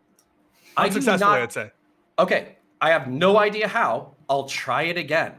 I think most law enforcement officers do not give a fuck if a thief or a liar or a murderer or somebody who takes bribes or somebody who fucking does cocaine, fucks their boss's wife or some shit. Like, I don't think anybody gives a fuck about that person if they commit that crime, get caught, and end up in a fucking cell. However, what I would say is that a lot of cops worry about getting sued. You know why? Because you want to privatize our legal defense. You want us to pay dues into an insurance system. And guess what? Shut the fuck up! I'm answering your question. You're just going on. I heard this before. It's 50% of the question, Pisco. Do you think the prosecutors? Already paid dues. Here's the other half. Shut the fuck up. Is this a lawyer tactic? Like, do you just interrupt randomly? You're answering. Pisco, you gotta let him go. Dude, I've answered your question 3 different fucking ways, and you've interrupted me at the 60% mark 3 fucking times. Wait till I'm done talking. What the fuck? Holy shit. All right. Anyways, back to what the fuck I was saying. Lawsuits, as we know, with fucking doctors and with fucking lawyers, is that there's a shitload of frivolous ones that up the fucking costs of fucking legal defense all the goddamn time. On top of that, Pisco, shut the fuck up. On top of that, cops are in a very unique societal situation. As Demon Mama brought up so eloquently before, doctors are a bunch of fucking pussies who hide behind scalpels. And lawyers are a bunch of pussies who hide behind... Excuse me, I did not say that. That was her verbatim quote, and everybody heard it. So... Listen, who's the real man? Who's the real man? Someone who dives in with a knife or somebody who comes in with a fucking tank and a bunch of fucking armor? Doctors are the true Chad. Okay. Connor's let him doctor. I just want him to. Oh my god. Okay. All right. So all right, let's try this. Let's try this one more time. He thinks that there's frivolous civil suits, but he doesn't think there's frivolous prosecutions. Haven't you ever heard of people complain about frivolous prosecutors? Aren't you scared about some DA from some Democrat city going after police officers? You don't think police officers are scared of DAs and those people getting overzealous with this lower criminal standard you said? On the one hand, you think that there's frivolous civil suits, but there's not frivolous prosecutions. Why the fear on one end and not the other? That's because that's how we're entitled to a defense.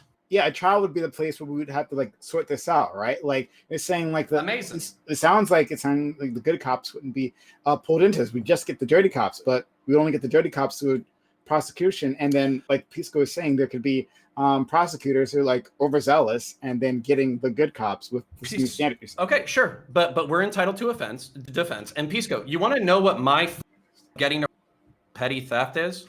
Yeah, 0, because I've never stolen anything. Yeah. Do you know what my fucking fear of getting fucking arrested for lying on a police report is? 0, because I've never lied on a fucking police report. Do you know what my fear of fucking going to jail for killing somebody accidentally is? As a cop, decent. Okay? Decent. Because so you would be concerned, wouldn't you? You should be concerned if you kill someone. So you're lowering the criminal standard, right? So you're making it easier to convict cops on. You just told me that you were concerned about that. That's a criminal context, and you're lowering the standard for that crime in your whatever code. And now you're saying that cops won't respond to that in the same way. And you probably care more about being wrongfully convicted than that on murder than being charged in a civil suit and losing money. That's how you're seeing it, right? He's trying to get you to understand. Okay. Pisco, here's what I'm trying to make you understand, okay? Right now, when a cop commits fucking manslaughter, they're subject to the same fucking charges as everybody, right? So chances are manslaughter carries what? 5 to 10 years, right? Depends on the state. Okay, depends on the state. 5 to 10 fucking years, right? Okay. I think that you could write a law, very specifically contextually, that basically says we know that the role of a law enforcement officer is specifically keeping that as a context in which people visit violence on each other. We can write in a fucking addendum that says that if you are egregiously negligent in the way in which you perform your duties that results in serious death or great bodily harm, then we will charge you and we will hold you to a higher standard. However, hold on, motherfucker, I'm 60% of the way done, Jesus Christ. However, if you contextually make a fucking mistake, you fuck up, you do an oopsie as it's called, and you kill someone, we're not going to fucking destroy your life, but there will be a criminal consequence. Can I make myself any more fucking clear, or am I speaking to the answer is that in that case, it doesn't appear that you're changing the substantive criminal law, and all you're doing is incorporating by statute what's already the common law. One of the big things that's going on in the trial right now, the Chauvin trial, is what the use of force is. And once, if you establish that what he did was okay and not some egregious departure, that's a complete defense. Chauvin walks. Even if he caused the death, if they can show that he was like trained in it and that this was the standard and that he didn't violate anything, he walks. And so that's already the thing. So you're either changing the substantive law to make it easier to convict cops, or you're not doing anything like what I thought you were doing and just incorporating the common law doctrines by statute. Yes, that was our entire point. And I thought we brought it up. So when you said we didn't address you, we thought your points were addressed, and somehow I think you missed that. We thought we were addressing that. I still don't understand your fucking points. Okay, so the common law already says blown somebody away, but hasn't fucked up his paperwork. Is that correct? I'm sorry, what? I didn't hear that. Sorry. I just want to make sure I'm getting this all correct. What Connor is saying is he's confessing to blowing somebody away on the job as a cop, but not fucking up his paperwork, right? Confession, no, right? No. Yeah. He said he was scared. You got me. He was scared of that happening, but Connor, what I'm saying is there are already laws or common law doctrines which state use of force is a complete defense. Yes. And so what are you actually doing in your new law? If all you're doing is clarifying, you're just incorporating standards that already exist all over the country. What you're saying is what is your conviction rate under the existing standard? So I just, at the start of opening, I said, these are hard cases precisely because one, I think people on this panel, including Demon Mama and others, recognize the evidentiary problems of producing evidence to convict, right? There's the problem that people tend to trust the police in a lot of these cases in the jury context. People will give weight to police testimony, and there's this feeling that cops protect their own and the prosecutors don't have incentives to vigorously charge it. So that's one set of concerns. And the other are the legal doctrines that protect cops. And in the criminal context, one of it is justified use of force. And that's already around, right? So these cases are hard to try already. Okay, so do you think that you could rewrite the fucking laws to contextually take into account all of these unmentioned factors that are different between when you're trying to convict a civilian and when you're trying to convict a law enforcement? Totality of circumstances. It's called totality of circumstances, and that's what they're what they're talking about in the trial. That you have to look at the standards, and it's objectively reasonable. Yeah. Pisco, at this point, the totality of circumstances are not prescribed. They are taken from a mass of emotions and feelings that people have about law enforcement, about standards, about SOPs, about tactics, about doctrines. There's no standardization. Literally what I'm asking for, which should appeal to your fucking lawyer brain, is legalistic standardization that helps secure conviction. Okay, imagine that you wait. I know you guys have been going back and forth. Can I just say one quick serious thing here? I think that this has pretty much basically proven that I had the most basest take on this panel so far, because what we've witnessed here is that this is literally a hypothetical law, and counterpoints, while using the term "we" to represent not a cop anymore, but still seeing himself as a part of that thin blue line, is going to fight to the death on his own little personal interpretation of it with everybody else who's obviously confused in the name of, while as we look outside, the cops are still blasting people away. So this is the problem with trying to like hyper fine tune one little point when you have a legal system that is backed by fascist cops who see themselves as the Ubermensch between the wolves and the sheep. There we go. So sorry, I just destroyed everybody. Demon Mama, I don't know if you were paying attention, but I'm fighting a fucking lawyer who's trying to make less accountable. Yeah. It looks like you're if I'm completely honest, it really feels like you're fighting your own words here, and like you're kind of like a cat like trapped in a wet bag. Like I honestly don't feel we've made any progress in the last 20 minutes, and we were actually having an interesting discussion about, like, even though I disagree with you firmly, I like how you interpret the like thin red line. That was actually an interesting discussion. This has just been nonsense. Sorry, I like yelling at people. My bad. Let's go to Hans. My biggest contention is with Demon Mama. I don't think you've made the most basis of takes. I'm pretty sure I did that because I dunked on Connor without even having to raise my voice, and I've survived his talk far like better than anybody because I wasn't here for about 40% of it, and I got a drink during it. So like, I think that was the best decision of anyone on this fucking Nice meme. panel. Yeah, thank you. Okay. All right. But I just want to say to Connor, you want police standards to be contextual. Imagine that you are chained in a basement somewhere and there's a criminal in front of you. You break out of your chains and there's a boiling vat of water. You want someone to like write into code that it is per se unreasonable to ever use a boiling thing of water to get out and apprehend a criminal. You don't want that, right? You don't want to have people like me have to memorize all these statutory codes of use of force and justify them in every potential situation. You need these codes to be objectively reasonable, totality of circumstances. That's the only way this works. And also, sorry, this is why I love you and why I hate you. Okay, it's because you have a fucking lawyer brain.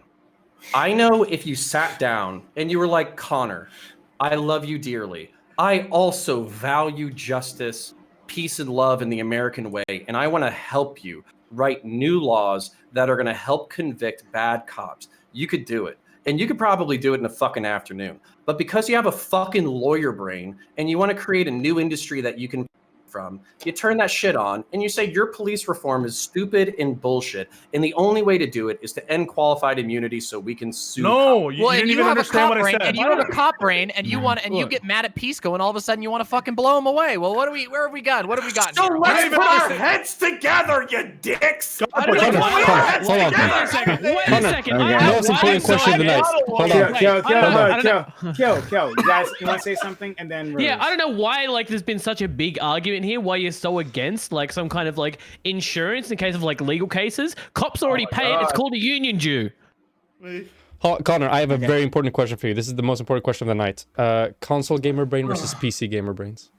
Oh boy. Okay. PC gamers are actually the Ubermensch. Okay. That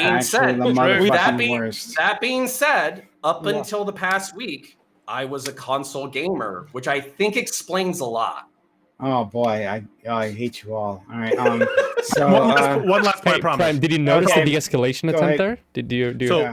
So Connor points. This is the reference of you used the R word about me and CTV. I just wanted to clarify that for the whole audience. So that was in the context of you talking about how it would be difficult for the federal government to impose standards to state actors and local. So that wasn't me saying that it would be unconstitutional per se to have any kind of federal standards. I'm just saying there are concerns about hijacking state sovereignty and that kind of thing. And so I don't want to make it a definitive statement that I say that any federal standard is unconstitutional. I'm just saying they will have constitutional challenges and they should be aware of them before you propose to implement some federal police standard. It would probably potentially intrude upon the inherent, quote, police power of the state. Listen, let the record reflect that Pisco used the R words when he.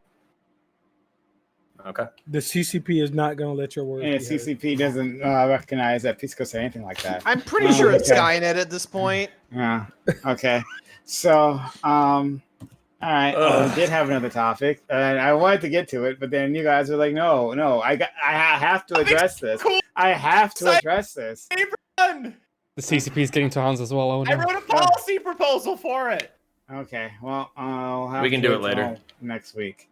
So why don't we just do closing statements here on anything, and then head on out. But to my audience, remember that the stream is not ending.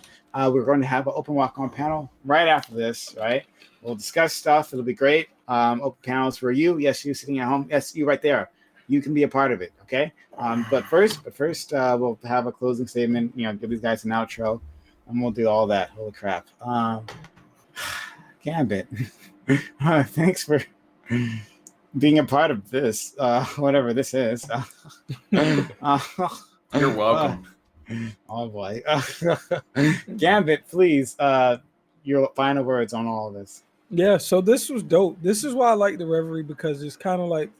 Well, the second topic was more on Black issues, but I kind of get out of my wheelhouse with like the first topic and researching like international conflicts and things like that. So it's pretty cool to do that. Just learning more and more about things external to the U.S. is always dope. So I always enjoy the conversation was amazing. I think when I publicly criticize people, I should also correct that when things happen. And I've been very critical of Demon Mama after the Battle Royal. And I've said, hey, Demon Mama doesn't always engage in good faith, blah, blah, blah. I want to say that maybe it has been colored by most of the conversations that I've listened to Demon Mama on were particularly about topics that are probably very close and emotional to her. And like maybe my characterization wasn't always right. I'll say Demon Mama engaged today in good faith. So when I publicly criticize people, I like to publicly update people on my opinions as they change. So this conversation was amazing for everybody. It was cool. It was fun. Okay. But I am GSU Gambit. I am doing a scholarship fund like I do every year for my school. So all of my donations, tips, I have merch now. Merch, all of that is going towards a donation to fund STEM scholarships for people from my high school. So if that's interest to you, you can go to my channel and donate or buy merch or whatever you want. But yeah, every year I give scholarships. It's coming up to the end of the year. There's going to be a ceremony on, I think, May 12th next month. Our goal is to give out $2,000 to $4,000 scholarships. So yeah, if you want to help in that in any way, go to my channel, donate, blah, blah, blah. Okay, let's go, Hans. Hey everybody, I really appreciate that you had me on here. I really appreciate talking to everybody. Every person on here has been based and PogChamp in their own way, except maybe Connor, but I'll let that slide because I also like Warhammer. So I'm having a lot of fun with all of y'all. This was really, really nice. If you like my shit, if you liked how funny I was, obviously, because I had the most base takes. Sorry, Demon Mama, blown the fuck out. Debate me. No, you're cool. You're cool. You're cool. I had level time. If you like what I do, Hans of Harkir with the Z and an of Harkir on Twitch and Twitter. I have all the best memes. You should follow me and watch me do the news and debate people and play Pokemon because I am secretly 12, even though I have a giant man's body. So I hope you all have a lovely night. Thanks so much for having me. Okay, thank you. Connor, I'm going to say you for last since the vote was against you. And I'm going to wait on Demon and Peace Code for a second. Tiberius. All right, hello everyone. I'm Tiberius D. I think I knocked it out of the park the first round, but the second round I just let everybody else have at it because Connor and Pisco, I knew you guys would go at it and it was enjoyable. Thank you very much. If you like my geopolitical takes, I run a show, Tiberius D, or Geopolitics with Tiberius D. I can't word today. That's Monday, Wednesday, Fridays. Unfortunately, I go on at the same time as Prime, so watch Prime first. But on Sundays he doesn't stream, so you can check out me, Connor, and Gambit over on the Right Wing panel on my channel. It's great. Come join us. Okay. Gambit. Why are you on the Right Wing panel? Because I am the unlike Hans, I am actually the most base person on the left that I get also invited to things on the right. So I could totally be there. Like for everybody that doesn't know, I'm a sock dem, and I've been slowly peeling our friends on the right on things like UBI. So you can thank people like me when it becomes crystallizing legislation. It feels like it feels like maybe I was wrong to correct Destiny that one time. No, you actually were not. No. All right, buddy. And thank you, Tiberius. Next, we have our stream queen, Kyo-san. Anything else you want to say on this? And I thought it was pretty. Although all the topics are pretty agreeable, right? Pretty much everyone agrees that what happened with Derek Chauvin was wrong. That we'd prefer to see some prosecution. That we need to do something about police reform. Whether you think that's the campaign zero or abolish it or whatever, right? We all have the proper same intention. We all agree. Whether you have some edge line on geopolitics, whether you're a political realist or a political liberal. That's sort of where we fell down in the first conversation. I think I'm always correct. So for anyone who wants to see based and super sick takes, you can follow me at KyoShowAU on Twitch, KyoSanAU on Twitter. I'll hopefully have all of my handles tied together soon because I'm currently stuck with a bad haircut. But until then, anyone who wants to catch up after this, hit me up. If you disagree with anything I say or have said in the past, I'm more than happy to have a lovely discussion about it. And thank you very much to all of the other panelists. I didn't get to say that much. So appreciate you all. Thank you very much for giving us a spot to talk, Prime. Stream Queen, more like Sleeping Beauty, couldn't stand in the ring with the Titans. He just sat there silently while I sat there silently with alcohol, which is so much better. And that's why I only I opened my knocked mouth to his say. bitch ass out. I only in that last open my mouth to say correct things. You open your mouth consistently to be a dumb fuck. Okay, that's not my problem. We had like the same takes tonight. Dumb fuck. I love Okay. this. Okay. Well, look. A monarch doesn't actually need to say anything, right? Like the people around them know their views, right? Or off of their heads. So thank you so much, Kyo, for being an amazing stream queen. And you know, some people like I mean, I've just seen, especially with the DMs to me after certain competitions, it seems like they're quite jealous of your success. Yeah, I mean, I wouldn't know, like some people, I can't remember the names, but they seem to be quite jealous of your success, Kyo. So don't let them get you down. You are a true monarch in every sense of the word. I'm making to stay mad. I just carry myself with royalty, right? The fucking royals don't care about the opinions of the peasants, so I don't care about anyone else's opinions. You almost did a fascism. That was almost the lions and sheep thing. Like, you're so close. What do you mean almost did a fascism? Okay. All right. Wonderful. Great. Rose Wrist. I apologize for everything that you've experienced ever in my panels. Rose Wrist, please come back. No worry, I will certainly do so. Yeah, my name is Roserist. I am the European, Swedish more specifically, Euro cuck globalist leftist progressive person that frequents this often. Yeah, I have a YouTube channel, Roserist, where I post videos. I stream there as well. But the best place to find all of my socials and all of my stuff is my website, roserist.com, which, as opposed to Demon Mama's inferior website, is actually up and running right now. So, you know, take that, you know, how much you will when it comes to the debate performance. But yeah, roserist.com, you can find all my information there, all the different links I have. I typically do, debates, educational videos on whatever, debunking certain videos, and yeah, well, I'm going to say the same thing as at the beginning of the panel. I'm going after the Swedish Skeptosphere, so if you want to scratch that, you know, Skeptosphere debate itch, then you feel free to check out my channel because I have a few debates lined up for that. So yeah, I hope you look forward to that. And yeah, thank you very much for having me on, Prime. I really appreciate it. And there were some fun topics today. It was a good exchange. Okay. All right. Demon Mama. If anyone here is comfortable with all the things that just happened, right? I know it's you. I know you live for the drama. I know you swim with it. I know you bathe in it. I know you were born in it. Well, others simply adapted to it. Exactly. So, Demon Mama, I think you're walking away very happy here. I am beaming, and so is my audience. By the way, the imps are very pleased. The amount of blood that has flowed tonight has been incredibly satisfactory.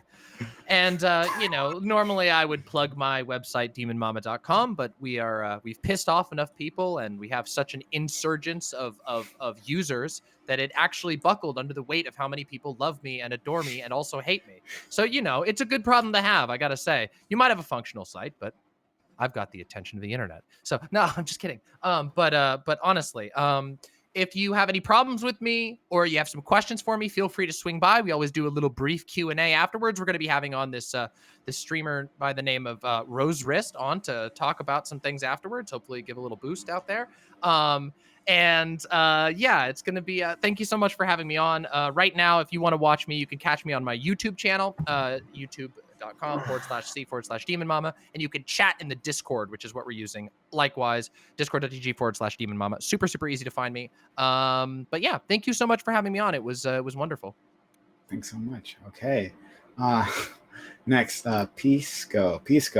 As always, my my lawyer friend here. Not lawyer friend. Sorry. My legal beagle. Loyal. That's what I meant to say. Exactly. My legal beagle, soon to become an eagle. Pisco is. I love it when you get embroiled in these fights. This is the best. I love seeing it. But Pisco, you hate lawyers? They're great. they're quality people. Pisco proves it. Pisco, your final thoughts on this? Counterpoints made no sense. If you have incentives on civil liability, I'm just kidding. Thank you so much for having me, Prime. It was a great deal of fun. I'm so thankful to have like this panel of people who, for the most part, I think we kept it above board. And I think it was an entertaining conversation. And so thank you all the panelists and for Counterpoints for being such a good sport, kind of being the heel in a lot of these leftist communities or the left-wing communities. Someone needs to do it, and it's so entertaining to have that dialogue. And so thank you for that. Okay, all right. And an effective heel he is. My man Connor, who I'm always happy to have. I keep inviting back, and he keeps coming back. Despite his cardiologist telling him strictly otherwise, he comes here and raises his blood pressure. But I appreciate it. You're definitely shortening your life. So I apologize to your children in advance, but I'm definitely shortening your life. Connor, last words. Yeah, so I'm Irish, so I actually think that like anger and so like obviously if I pod and doing yoga, are they fucking seriously? God damn it, are y'all fucking with me? No, they are. They are doing it too. All right. God damn. All right. So that was like 6 seconds off of my life. Yeah. That was 6 seconds off my life. I think maybe if you chill for the CCP for like 5 seconds, it will work flawlessly from then on out. So that would be nice. All right. The CCP can lick my whole ass. How about that? Somebody said maybe you're not close enough to your mic, so it stops registering. Maybe it might be a noise gate thing. Yeah. No, Connor, I'll teach you ASMR. So like, hey everybody, like I want to talk about Warhammer with my good friend Connor, who doesn't have atrociously fucking god awful takes on police reform. But I'm really happy that he's here and he's here to learn, and I'm here to help you out all night, my man. I will not stop in chat. I am also here for you. Are you ready? This is my outro, you drunk bastard. I've had 2 drinks. That's not that many drinks.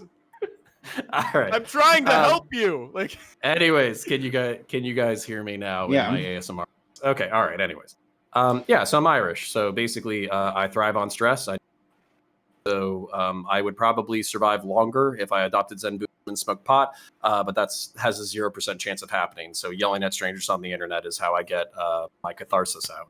So I actually I would be very happy to talk to you guys more in the future. If you want to find me in the meantime, you can find me on YouTube by literally just walking in and typing in Counterpoints. You can find me there. I just broke 5.5K. Pretty excited about that. That's super fun for me. And then also you can find me on Twitter, Counterpoints, CONORPOINTS, CONORPOINTS. I do accept hate subscriptions. And also if you DM me, we can pick a date, talk this out. And then also I'm going to check if any of these things go through. We are going to check Pisco's financials because I have caught him twice advocating for reforms that lawyers would uniquely benefit from. So, I mean, I'm just saying, fucking, all right, yield. So, you want more prosecutions against cops, asshole, not me. You want to lower the standard. Sorry. I'm not lowering shit. All right, we can do that another time.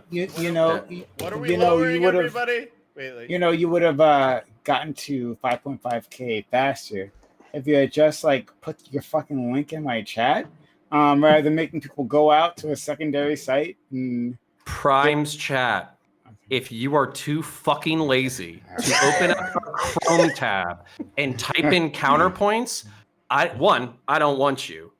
2, fucking dust the fucking Dorito cheese off of your fucking finger and go touch grass, you fucking asshole. No, we use salt and vinegar first off, just to be clear. Like salt and vinegar is superior. Okay. All right. True. Fucking what? True. Ugh. God damn. Oh, that's. You don't like? We can talk about this in the open. Listen. Over this. The Ubermensch know how to open secondary internet tabs. Okay. Hey, but if you're not an Uberman, I love you Hey. anyway, and you can just click my link. Like, Hey, Connor. I love you regardless of I'm your gonna typing roll and out clicking now, happily. everybody. Okay. Good Later. night, Yeah, everyone. demo. Bye. Connor, yeah, you know the biggest qualifier for an Ubermensch is that they have internet that I can actually hear him speak in. Damn. I have that Okay. too. Every category So, is okay. Prime is like, Oh, we just my want to God. close this. Yeah, I just like want to get out of here, you guys. All right. So thank you all. And see, DM Mom's already gone. Thank you all for being here. Every single one of you. we'd love to have you back. And we're going to do an open walk on panel, which all of you were invited to. But if you can't make it, that's okay. I think you spending your time, your energy, your knowledge, your passion with my community. I surely appreciate just as much as I do. Have a good one.